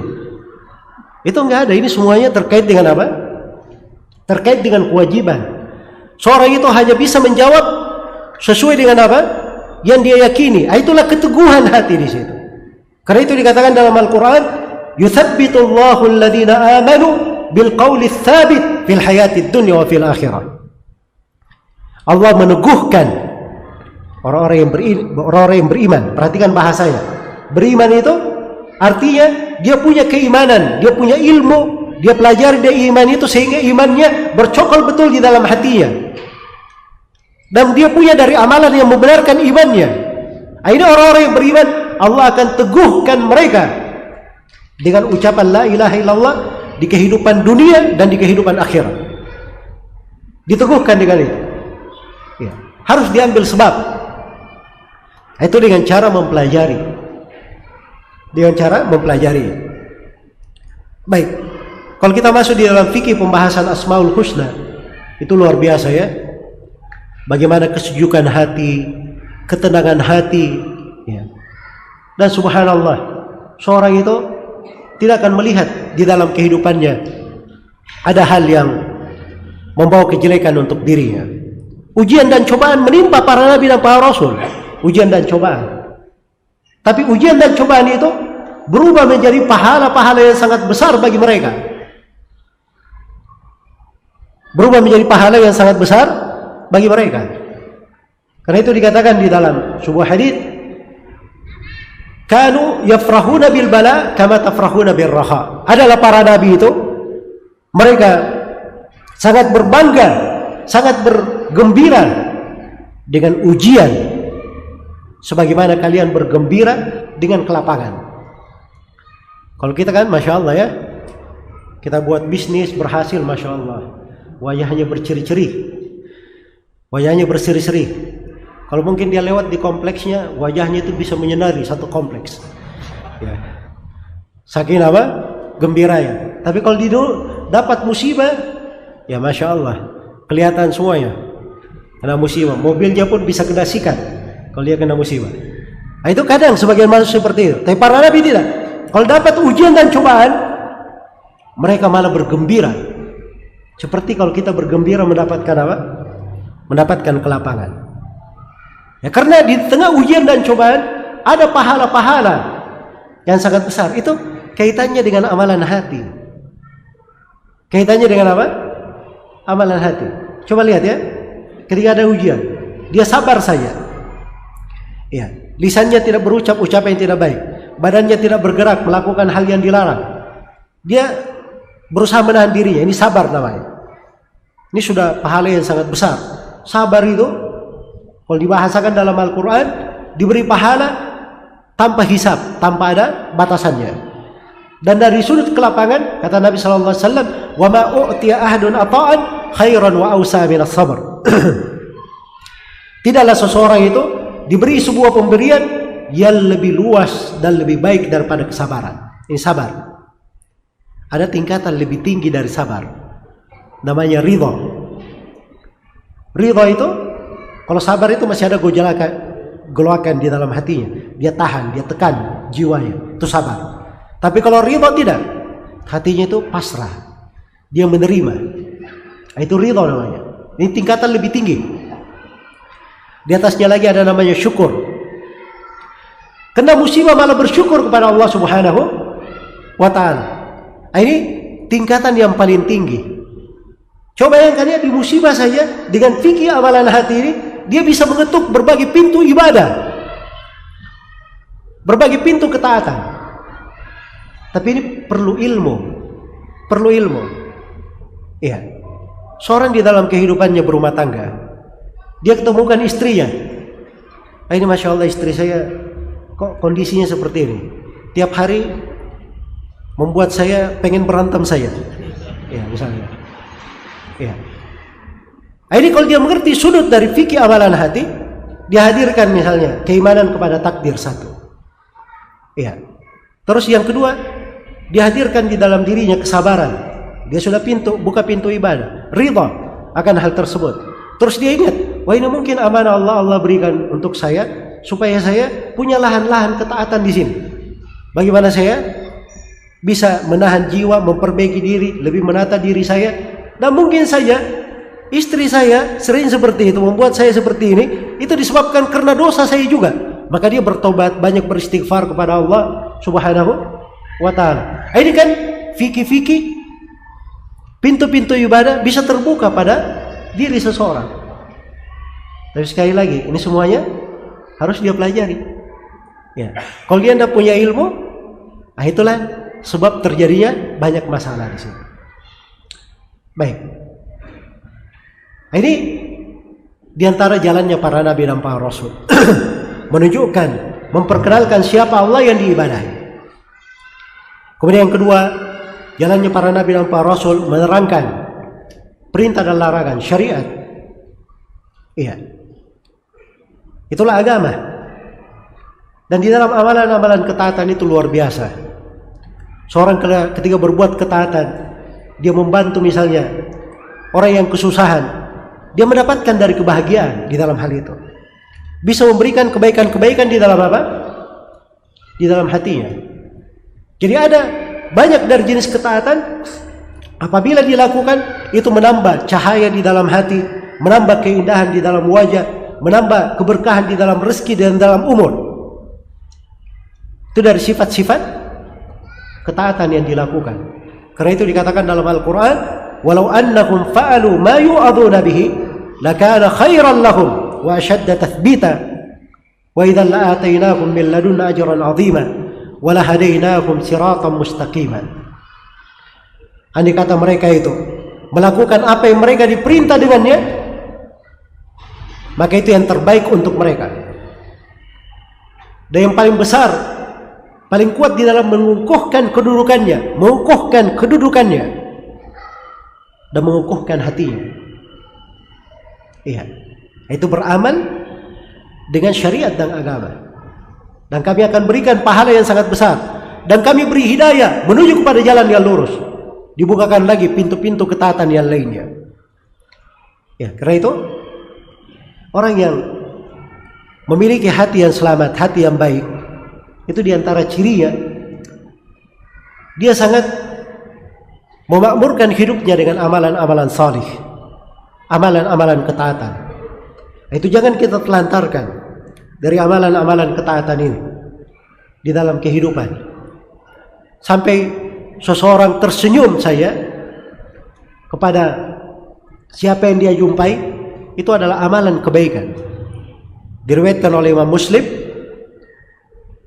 dari Abu Dzar Al-Ghifari radhiyallahu taala anhu, Rasulullah sallallahu alaihi wasallam bersabda, "La tahqiranna minal ma'rufi syai'an walau an talqa akhaka biwajhin taliq." Jangan sekali-sekali engkau meremehkan dari sebuah kebaikan walaupun sekadar berjumpa dengan saudara dengan wajah yang cerah. Iya. Wajah yang cerah, wajah yang lepas. Orang senang melihatnya. Ini kadang satu sunnah saja kita terapkan dalam kehidupan. Kita ketemu dengan orang, tidak usah jauh-jauh keluar, mulai dari dalam rumah dulu. Iya. Karena ada sebagian orang, masya Allah ya, kalau di luar, masya Allah kelihatan dia seperti kelinci, kayak merpati, bagus begitu. Tapi kalau di rumahnya lebih kejam dari singa kelihatannya. Nah, ini hal-hal yang harus diperbaiki. Dia mulai dulu dari keluarganya, dia perbaiki. Ya. Nah, ini sudut kebaikan dari amalan-amalan salih. Dan ini akan membawa keindahan di dalam kehidupan. Dari keajaiban pembahasan-pembahasan ilmu yang disampaikan oleh Ibnul Qayyim rahimahullahu taala, beliau uraikan dalam beberapa bukunya. Beliau jelaskan tentang faedah menundukkan pandangan, manfaat menundukkan pandangan, dan bagaimana seorang itu ketika dia tundukkan pandangannya, tidak melihat kepada hal-hal yang diharamkan, maka itu akan memberikan cahaya-cahaya yang sangat terang di dalam hatinya. Iya. Jadi beliau terangkan lebih dari 10 manfaat menundukkan pandangan. Iya. Di antara rahasia dalam hal itu, perintah menundukkan pandangan itu diterangkan di surah apa? Di surah An-Nur. An-Nur itu artinya apa? Cahaya. Setelah perintah menundukkan pandangan, beberapa ayat datang setelahnya itu ada firman Allah, Allahu nurus samawati wal ardh. Allah adalah cahaya langit dan bumi. Iya. Jadi menundukkan pandangan itu bisa memberi cahaya ke dalam hati. Perhatikan bagaimana satu amalan ketaatan itu bisa menjadi sebab hati itu menjadi baik. Hati itu bercahaya. Seorang bisa menata hatinya di atas ketaatan kepada Allah Subhanahu wa ta'ala. Baik. Kemudian yang ketiga dari dakwah para nabi dan para rasul tadi adalah menerangkan balasan di akhirat. Inilah hati tatkala dia sudah ingat akan akhirat, ingat akan kehidupan akhirat, maka cita-citanya yang terbesar adalah bagaimana dia segera menuju kepada negeri akhirat. Iya. Karena itu seorang sahabat dalam sebuah peperangan, Nabi berkata, kumu, ketika musuh sudah berada di depan. Kata Nabi, kumu ila jannatin arduhas samawati wal ard. Berdiri kalian, sambut sorga, luasnya seluas langit dan bumi. Kata sahabat ini, ya Rasulullah, sorga seluas langit dan bumi? Iya. Ya Rasulullah, doakan saya supaya saya termasuk orang yang mati syahid. Maka Nabi mendoakan, Nabi berkata, kamu termasuk mereka. Di tangan sahabat ini ada beberapa korma yang dia bawa sebagai bekalnya. Dia tinggalkan korma itu. Kemudian dia berkata, andai kata saya habiskan korma-korma ini, kehidupan masih panjang. Kehidupan akan menjadi lebih panjang. Maka dia maju ke depan, kemudian terbunuh di jalan Allah. Ini tatkala sudah diberitahu oleh Nabi bahwa di depannya ada apa? Ada sorga. Ya. Mereka hidup di dunia, menanti di dunia memang untuk kehidupan apa? Kehidupan akhirat. Karena itu kata sebagian as-salaf, andai kata saya tahu ada dari amalan saya yang diterima oleh Allah, saya memohon kepada Allah supaya saya segera dimatikan saya. Andai kata dia tahu ada amalan yang diterima oleh Allah, maka dia akan memohon kepada Allah supaya segera apa? Segera meninggal. Karena di dalam Al-Quran Allah sudah berfirman, innama yataqabbalullahu minal muttaqin. Sungguhnya Allah hanya menerima dari orang yang bertakwa. Berarti kalau ada amalan yang diterima, dia sudah masuk di kalangan orang yang bertakwa. Nggak ada lagi yang perlu dia takutkan. Iya. Jelas ya? Karena itu, di antara fikih amalan hati, ada yang namanya asyauqu ila liqa'illah. Rindu untuk berjumpa kepada Allah. Rindu untuk berjumpa dengan Allah Subhanahu wa taala. Dan itu ciri kecintaan. Orang kalau betul-betul cinta, dia pasti rindu berjumpa dengan siapa yang dia cintai. Itu bukti kecintaan. Jelas ya? Tapi kalau dia mengaku dirinya cinta kepada Allah, cinta kepada Rasulnya, cinta kepada para sahabat, cinta kepada syariat, tidak ada kerinduan di hatinya ya, terhadap Allah, terhadap Rasulnya, terhadap para sahabatnya, maka ini perlu ditanyakan lagi mana kerinduannya dan mana kecintaannya. Baik, maka ini beberapa sudut dari amalan hati di belakang mengikuti jalannya para nabi dan para rasul. Karena itu saya tekankan dari ayat bahwa ini adalah pokok di dalam keselamatan hati, pokok di dalam menata amalan hati adalah mengikuti jalannya para nabi dan para rasul. Kemudian yang kedua tadi, dari sifat yang diterangkan di dalam ayat-ayat ini adalah sifat utul ilm, orang-orang yang diberi ilmu, orang-orang yang memiliki ilmu. Iya, ini gambaran bagaimana seorang belajar ilmu syariat yang benar. Ilmu syariat. Iya. Orang yang sudah masuk di dalam ilmu itu, belajar ilmu agama dan sudah mengerti bagaimana indahnya, bagaimana kelezatannya, dia akan mengenal hakikat dari kebahagiaan. Dia akan mengenal hakikat dari kebahagiaan. Karena itu kita melihat ya, dari kisah-kisah hidupnya para sahabat, para tabiin, para a'immah. Ambil saja Imam 4. Ya, baca kisah hidup Imam 4. Maka akan terlihat mereka ini adalah orang-orang yang paling zuhud terhadap kehidupan dunia. Betul Imam Malik rahimahullah, kalau beliau duduk di majelis, beliau itu memakai pakaian yang paling bagusnya. Dan beliau itu kalau masuk untuk mengajarkan ilmu, dia tidak duduk kecuali sudah berada di atas kursi dengan pakaian yang paling bagusnya, datang dalam keadaan apa? Datang dalam keadaan dia telah berwudu. Ya.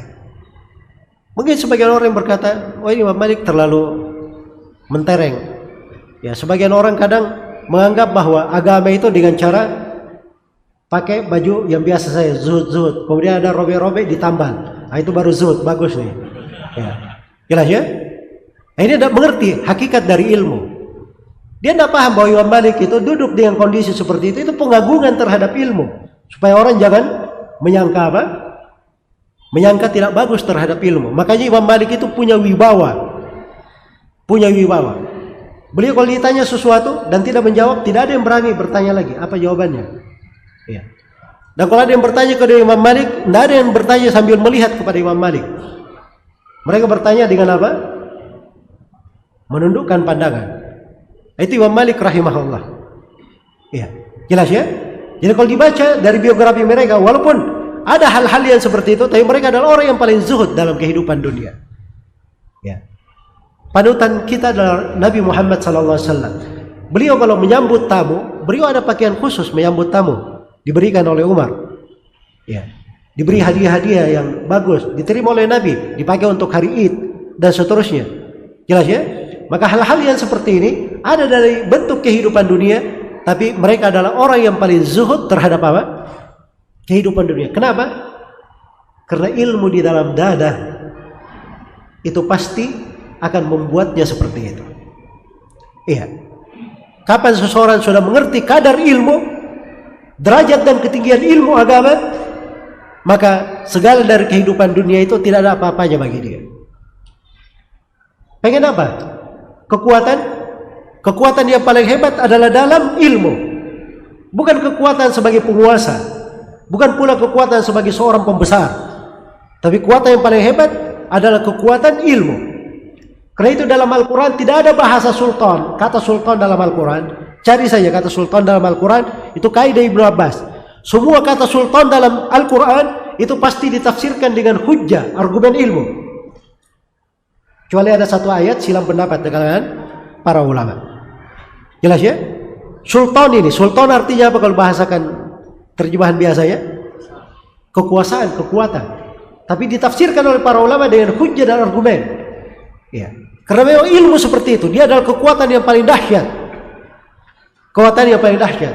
Kadang lebih hebat daripada kekuatan bala tentara, lebih tajam dari pedang-pedang dan tombak-tombak. Ya. Itu terbukti dalam sejarah. Kaum Khawarij itu diperangi oleh Ali bin Abi Thalib dan para sahabat radhiyallahu anhum. Tidak ada kaum Khawarij yang surut. Jelas ya? Mereka bersembunyi, berkumpul di Nahrawan, diperangi oleh para sahabat melawan mereka. Mereka menganggap kalau mereka mati, mati syahid. Ini kelompok Khawarij yang menyimpang, yang datang puluhan hadis dari Nabi SAW menjelaskan tentang kesesatan mereka.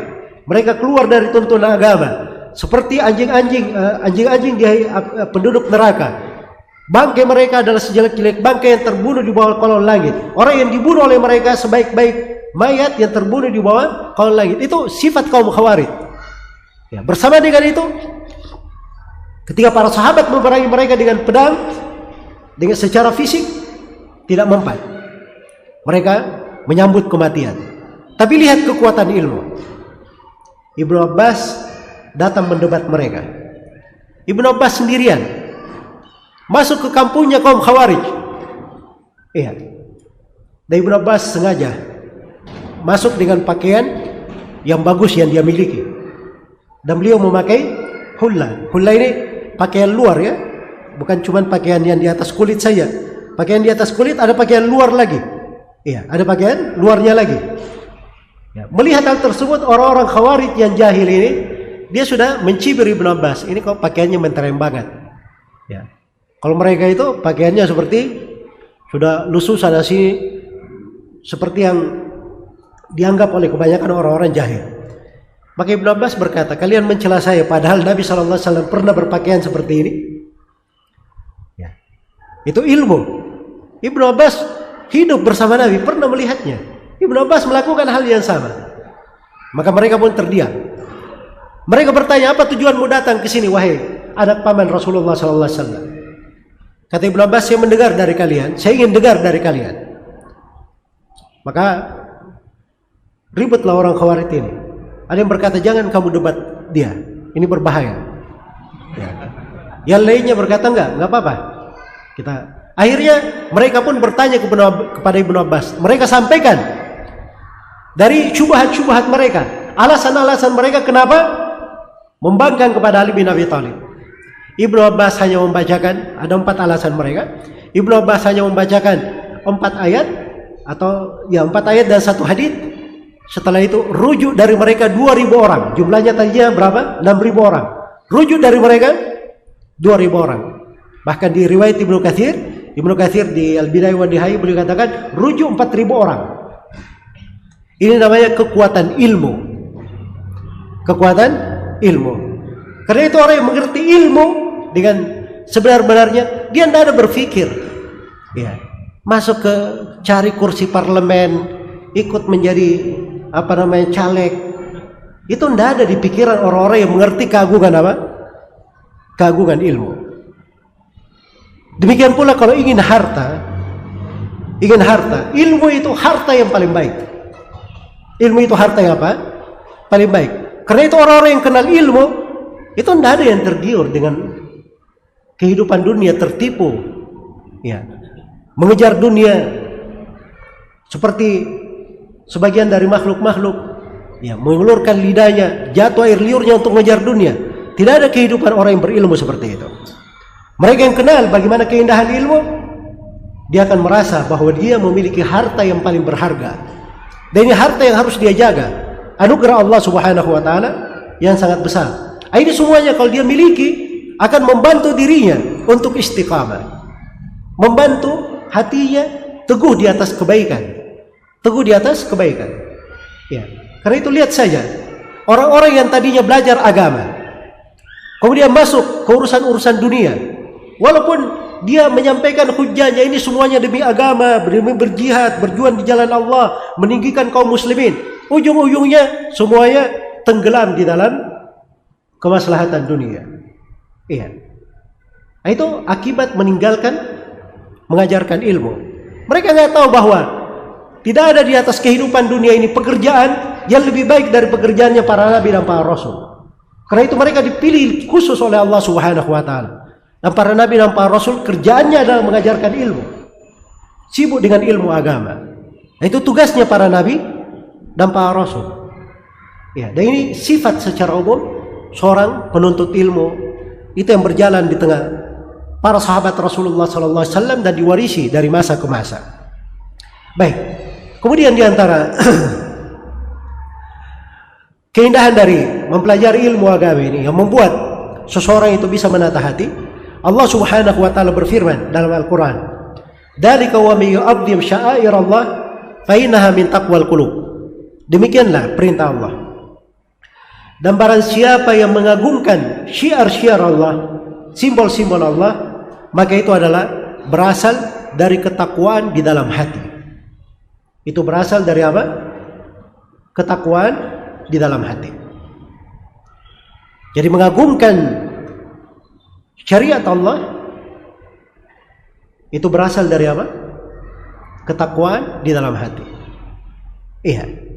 Ini kaitannya dengan masalah hati lagi. Ya, kalau memang dia punya takwa dalam hatinya, itu kelihatan dia punya pengagungan terhadap syariat, punya pengagungan terhadap simbol-simbol Allah. Simbol-simbol Allah itu banyak. Ada namanya agama Islam, ada namanya Al-Quran, ada namanya Sunnah Rasulullah Sallallahu Alaihi Wasallam, ada namanya Salat, ada namanya zakat, ada namanya puasa, ada namanya haji. Iya. Ada simbol dalam bentuk tempat seperti Mekah dan Madinah. Adalah simbol ya dalam bentuk syiar-syiar amalan yang dilakukan. Ya. Ini semuanya siapa yang mengagungkan dari syiar-syiar Allah ini, simbol-simbol agama ini, maka itu berasal dari ketakwaan di mana? Di dalam hatinya. Perlu ada ta'zim, pengagungan kepada Allah Subhanahu wa taala. Dan ini ta'zim, pengagungan ini juga asalnya dari apa? Dari amalan hati. Asalnya dari amalan hati. Karena itu kadang sebagian penuntut ilmu mungkin tidak menyadari hal itu. Kalau di masa dahulu diketemukan di majelis-majelis ilmu, orang-orang yang menuntut ilmu itu ketika hadir di majelis-majelis ilmu, ya, ada sebagian majelis yang dikatakan kalau guru sudah berbicara, itu burung pun hinggap di atas kepalanya. Ya, saking tenangnya majelis tersebut. Jelas ya? Nah, ini saya nggak menyinggung ya, cuma saya bercerita. Ya. Baik. Saking tenangnya majelis tersebut. Dan mungkin datang di waktu setelah itu kondisinya tidak seperti itu. Karena tingkat manusia di dalam pengagungan, di dalam ilmu itu berbeda-beda. Dan tentunya 3 generasi pertama itu adalah 3 generasi yang dipuja oleh Nabi Sallallahu Alaihi Wasallam sebagai apa? Sebagai khairun nas, sebagai sebaik-baik manusia. Karena itu dikatakan dalam hadis mutawatir, ya, khairul quruni atau khairun nasi qarni, thumma alladhina yalunahum, thumma alladhina yalunahum. Sebaik-baik manusia adalah generasiku. Kemudian generasi setelahnya, kemudian generasi setelahnya. Kemudian generasi setelahnya. Ya. Jadi tingkatnya bisa berbeda. Karena generasi yang pertama dia lebih tinggi, tingkat pengagungannya, keilmuannya juga lebih besar. Iya. Maka semakin seseorang itu mempelajari dari cara dia mengagungkan Allah, membesarkan Allah Subhanahu wa taala, maka itu adalah ciri hati yang baik, ciri hati yang selamat. Iya. Kemudian di antara sifat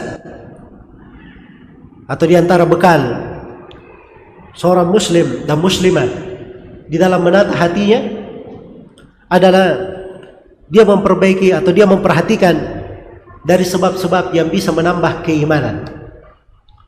Dia perhatikan dari sebab-sebab yang bisa apa? Menambah keimanannya. Iya. Sebab-sebab yang menambah keimanan itu banyak. Dan dimaklumi dari akidah ahli sunnah wal jamaah, dari pokok keyakinan di tengah para salaf yang disepakati dari masa ke masa, bahwa iman itu bisa bertambah dan bisa apa? Bisa berkurang. Bertambah dengan ketaatan, berkurang dengan kemaksiatan. Berkurang dengan kemaksiatan. Maka ada dari amalan-amalan keimanan yang bisa menambah keimanan itu, membuat hati itu lebih tertata, berada di atas kebaikan. Saya sudah sebutkan pokok-pokoknya ya, dari mengenal Allah, nama-nama dan sifat-sifatnya, kemudian dari seorang mengagungkan Al-Quran dan Sunnah Rasulullah Sallallahu Alaihi Wasallam, kemudian dari dia mempelajari ilmu agama. Dan ini semuanya kebalikannya bisa membawa bahaya terhadap hati. Jadi kalau dia jahil terhadap tuntunan ilmu, kejahilan itu bisa membuat hatinya menjadi kaku. Apalagi kalau kejahilannya datang dalam bentuk dia berpaling dari ilmu. Bentuk berpaling dari ilmu. Berpaling dari ilmu itu bertingkat-tingkat. Ada sebagian bentuk berpaling itu bisa mengeluarkan dari keislaman. Bisa mengeluarkan dari apa? Keislaman. Karena itulah kita harus memahami ada sebab-sebab yang bisa menambah keimanan. Ini perlu kita perhatikan. Kita pupuk dengan baik di dalam kehidupan kita. Iya. Karena itu dari sebab pokoknya juga adalah banyak tadabbur terhadap Al-Quranul Karim. Tadabbur terhadap Al-Quran. Saya sengaja ya di majelis ini saya fokuskan pembahasan di atas ayat-ayat surah Al-Hajj tadi, ayat 52 sampai 54, agar supaya kita terbiasa di dalam mentadabburi ayat-ayat. Iya. Imam Adz-Dzahabi itu menyebutkan dari Syekhul Islam Ibnu Taimiyah, kata beliau, adalah guru kami Ibnu Taimiyah. Beliau menafsirkan surah Nuh selama 1 tahun dan belum menyelesaikan surah itu. Jadi ini surah Nuh ditafsirkan oleh Ibnu Taimiyah selama apa? 1 tahun dan belum selesai juga. Dia menafsirkannya. Ya. Jadi tadabbur terhadap Al-Quran itu ilmu yang luar biasa. Ilmu yang luar biasa. Karena itulah di majelis-majelis ilmu, seorang paling sedikit dia duduk, dia dengarkan 1 ayat. dia pahami apa makna ayat itu. Ada fikih yang dia bisa pegang dari ayat. Atau dia dengarkan satu hadits, dia pahami makna hadits itu, ada fikih yang bisa dia petik dari hadits. Itu kebaikan yang sangat besar. Kalau dilatih diri di atas hal ini, maka itu adalah sebab hidupnya hati. Sebab yang menghidupkan hati, membuat hati itu bercahaya, membuat hati itu bercahaya.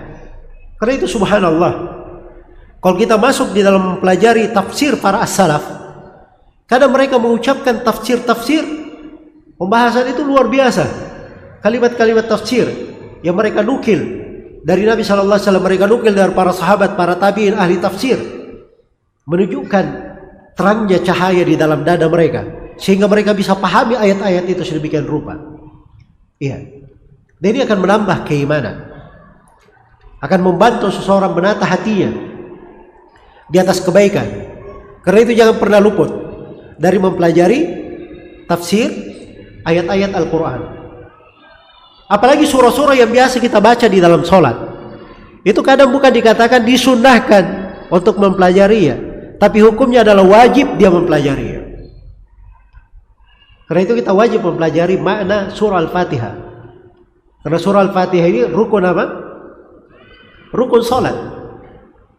Surah Al-Fatihah rukun sholat. Ya. Jadi kalau ada kawan-kawan yang hadir di sini belum pernah dengar atau belum pernah hadir majelis tafsir surah Al-Fatihah, sebaiknya di kajian yang akan datang bikin pembahasan tentang tafsir surah Al-Fatihah, atau cari ceramah yang menjelaskan tafsir apa? Surah Al-Fatihah. Itu jenis dari ilmu wajib yang kita pelajari. Ya. Wajib dipelajari. Kenapa? Ini terkait dengan apa? Dengan rukun sholat. Iya. Apalagi kandungan Al-Fatihah itu luar biasa. Surah Al-Fatihah ini ummul kitab, ummul Quran, pokok Al-Quran. Kata para ulama, seluruh Al-Quran kandungan dan maknanya berkumpul di surah Al-Fatihah. Dan seluruh kandungan surah Al-Fatihah berkumpul makna dan kandungannya pada satu ayat berada di tengah surah Al-Fatihah. Apa ayatnya? Iyyaka na'budu wa iyyaka nasta'in. Ini satu ayat ini dijelaskan oleh Al-Harawi dalam satu buku, kemudian disyarah oleh Ibnu Al-Qayyim dalam 3 jilid. Diterangkan oleh Ibnu Al-Qayyim dalam apa? 3 jilid. Iya. Saya bicara seperti ini tergambar nggak luasnya dan dalamnya surah Al-Fatihah? Memang saya tidak mengajak untuk sampai dalam seperti itu baca 3 jilid. Nah, paling tidak ada makna-makna umum yang jelas dari surah itu, tafsir umum, seorang paham tafsirnya. Seperti as-sirat. Apa artinya sirat? Ihdinas siratal mustaqim. Apa artinya ihdinas siratal mustaqim? Ya Allah, berilah kami hidayah menuju kepada as-sirat al-mustaqim, jalan yang lurus. Kan begitu kalau terjemahan bahasa Indonesia. As-sirat itu kalau di dalam tafsirnya itu disebut oleh para ulama ada 2 makna. Ada tarik hissi, ada sirat hissi, dan ada sirat ma'nawi. Ada sirat hissi, ada ma'nawi. Yang selalu kita tafsirkan ma'nawi, jalan lurus itu jalan kebenaran, jalan agama, kan begitu. Tapi sirat juga ada namanya sirat hissi. Kita akan lewati, kita akan lihat. Ini sirat yang akan kita lewati di hari kiamat nanti, yang dihamparkan di atas punggung neraka Jahannam, yang setiap dari makhluk pasti akan melewati as-sirat itu. Itu sumpah dari Allah. Allah berfirman dalam Al-Quran, "Fa rabbika", apa Allah Subhanahu wa taala berfirman, "Wa in minkum illa wariduha kana ala rabbika hatman maqdiya." Tidak seorang pun di antara kalian kecuali dia akan mendatangi jembatan yang dihamparkan di atas neraka Jahannam itu. Itu adalah ketentuan dari Rabbmu yang mesti terlaksana. Makanya ketika seorang memohon ihdinas siratal mustaqim, dia tidak memohon hidayah di atas kebenaran, di atas agama saja di dunia, tapi dia juga memohon hidayah, diberi petunjuk bisa melewati jembatan di mana? Di akhirat. Sekarang saya tanya, dengan tahu penafsiran ini, ada keluasan makna di hati atau tidak? Ada keluasan makna. Dan itu membantu seorang bisa tadabbur terhadap Al-Quran. Karena itu diantara hal yang paling indah untuk seorang hamba di dalam menata hatinya adalah dia banyak tadabbur terhadap Al-Quran. Banyak tadabbur terhadap Al-Quran. Iya. Dan saya itu sangat berharap ya, andai kata setiap ustadz, setiap dai yang berceramah, dia bahas tema apapun, temanya itu dia bahas di atas sebuah ayat atau di atas sebuah hadis. Sebab itulah pendidikan yang paling indah di dalam menata hati dan membuat hati itu teguh di atas kebenaran. Sebab di mana-mana kalau dia berpijak, bukan ucapan ustadz yang dia ingat, tapi ayat maupun apa? Hadis yang disampaikan. Iya. Itu yang bermanfaat untuk hati dan itu bekal yang paling bagusnya di dalam kehidupan. Baik. Kemudian di antara hal pokok yang dengannya seseorang menata hati adalah dia hadirkan mutaba'atun Nabi, mencontoh Nabi Muhammad sallallahu alaihi wasallam dalam segala perkara. Dia mencontoh Nabi Muhammad sallallahu alaihi wasallam dalam segala perkara. Iya. Apa yang mencocoki sunnah itu yang dia lakukan. Apa yang menyelisihi sunnah dia tinggalkan. Dan jangan sekali-sekali ada seseorang yang berpikir dia bisa mendapatkan dari hati yang selamat, kondisi hati yang baik dengan cara dia menyelisih sunnah Nabi sallallahu alaihi wasallam. Karena menyelisih sunnah itu masalahnya besar. Allah Subhanahu wa taala mengingatkan, "Falyahdharil ladzina yukhalifuna an amri an tusibahum fitnah aw yusibahum adzabun alim." Hendaknya berhati-hati orang yang menyelisih sunnah Nabi sallallahu alaihi wasallam. Dia ditimpa oleh sebuah fitnah atau ditimpa siksaan yang sangat pedih. Ditimpa siksaan yang sangat pedih. Iya. Karena itu ciri orang yang terpelajar, dia semangat untuk mempelajari sunnah. Apa yang diajarkan oleh Nabi? Nabi mengajarkan begini, itu dia lakukan, dia ikuti. Sunnah Nabi begini, dia kerjakan. Iya. Sampai kata Sufyan Ats-Tsauri, hendaknya kalian selalu berpegang dengan athar, dengan hadis maupun jejaknya para salaf. Kalau misalnya ada tuntunan dalam menggaruk kepala, kamu garuk kepala seperti itu. Kalau misalnya ada, ini sampein apa namanya? Mendalamnya beliau mengingatkan manusia untuk mengikuti sunnah Nabi sallallahu alaihi wasallam. Iya. Dan ini pokok yang sangat indah di dalam menata hati seseorang. Kemudian di antara pokok pula di dalam menata hati ini, waktunya saya sedikit ya. Saya akan selesaikan dalam 5 menit. Kemudian insyaallah taala saya akan baca pertanyaan-pertanyaan.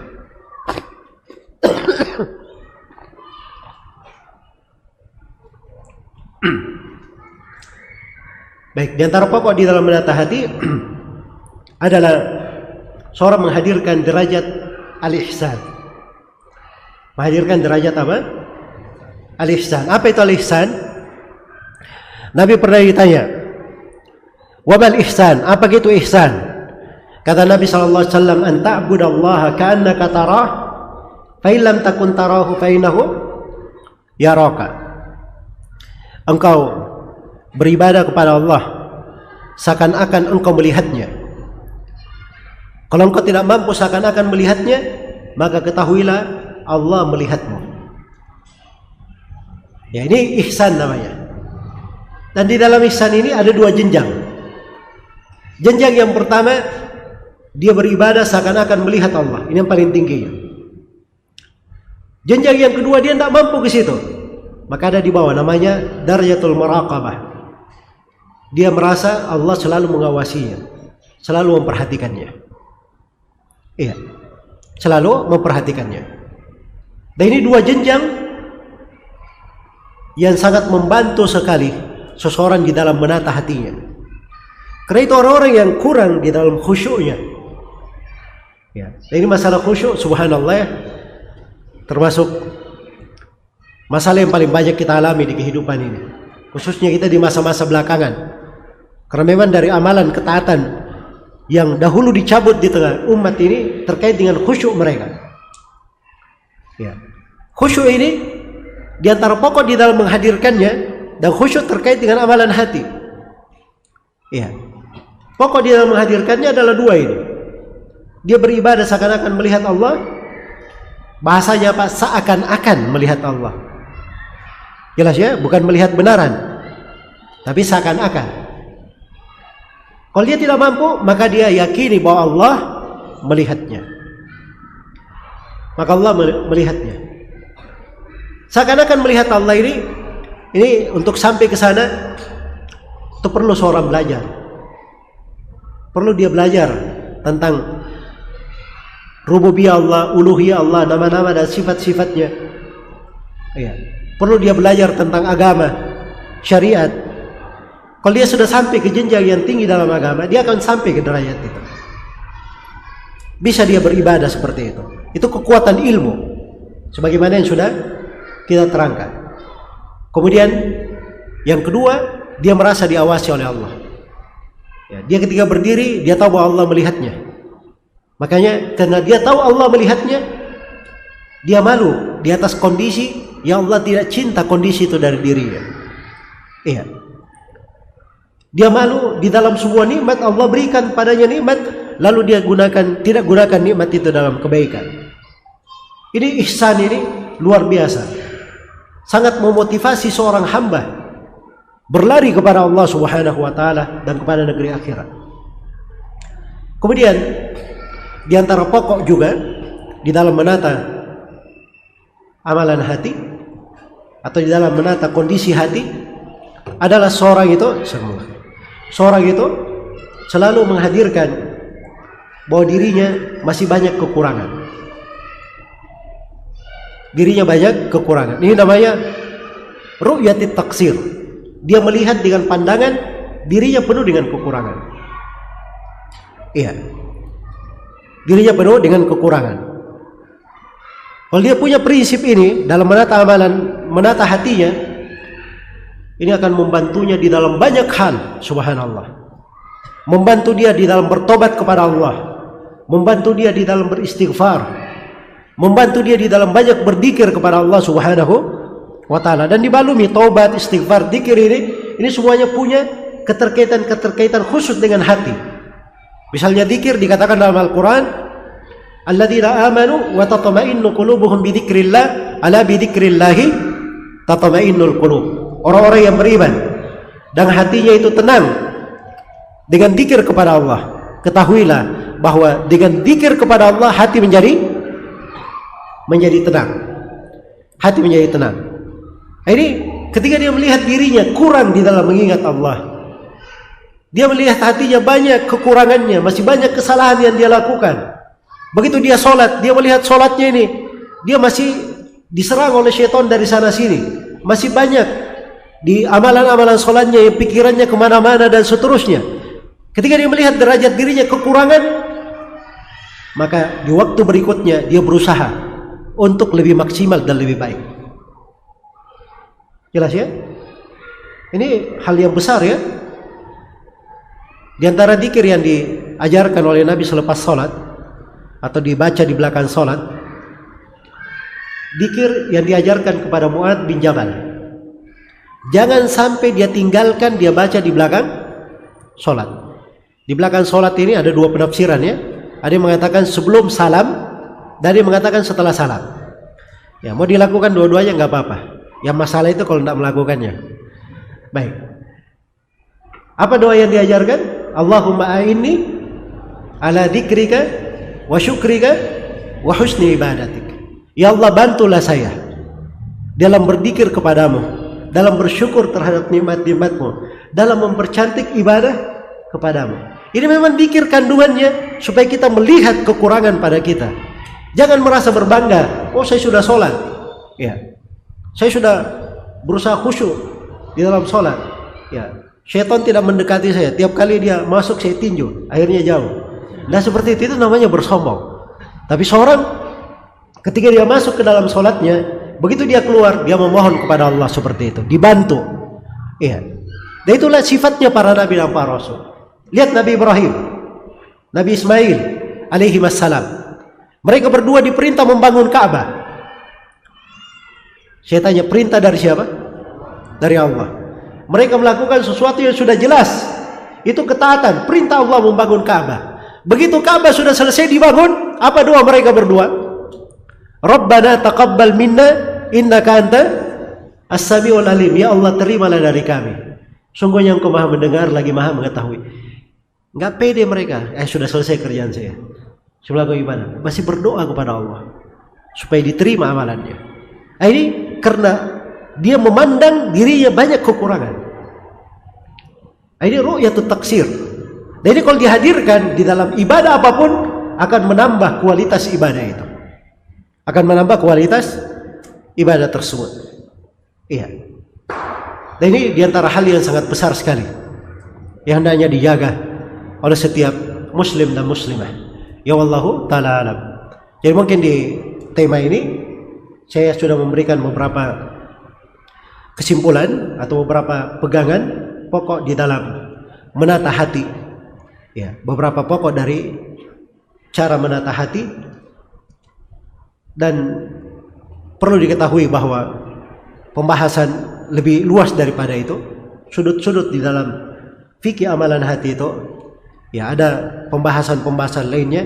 Tapi mudah-mudahan apa yang telah kita terangkan di majelis hari ini bisa menjadi gambaran dan bekal yang baik untuk kita semua di dalam menata hati-hati kita. Dan semoga Allah Subhanahu wa taala selalu menyirami hati-hati kita dengan keimanan dan ketakwaan, membuat hati kita bersemi dengan hal yang dicintai dan diridai oleh Allah Subhanahu wa taala. Dan semoga Allah Subhanahu wa taala menjauhkan hati-hati ini dari segala penyakit, segala bahaya yang bisa merusak hati. Dan semoga Allah Subhanahu wa taala memberi taufik untuk kita semua dengan kesolihan hati disertai dengan kesolihan amalan dan kesolihan ucapan, dan menjadikan kita sebagai hamba-hambanya yang salih, yang ikhlas, selalu bermunajat dan mengarah kepada Allah Subhanahu wa taala di kehidupan dunia dan di kehidupan akhirat. Wallahu taala alam.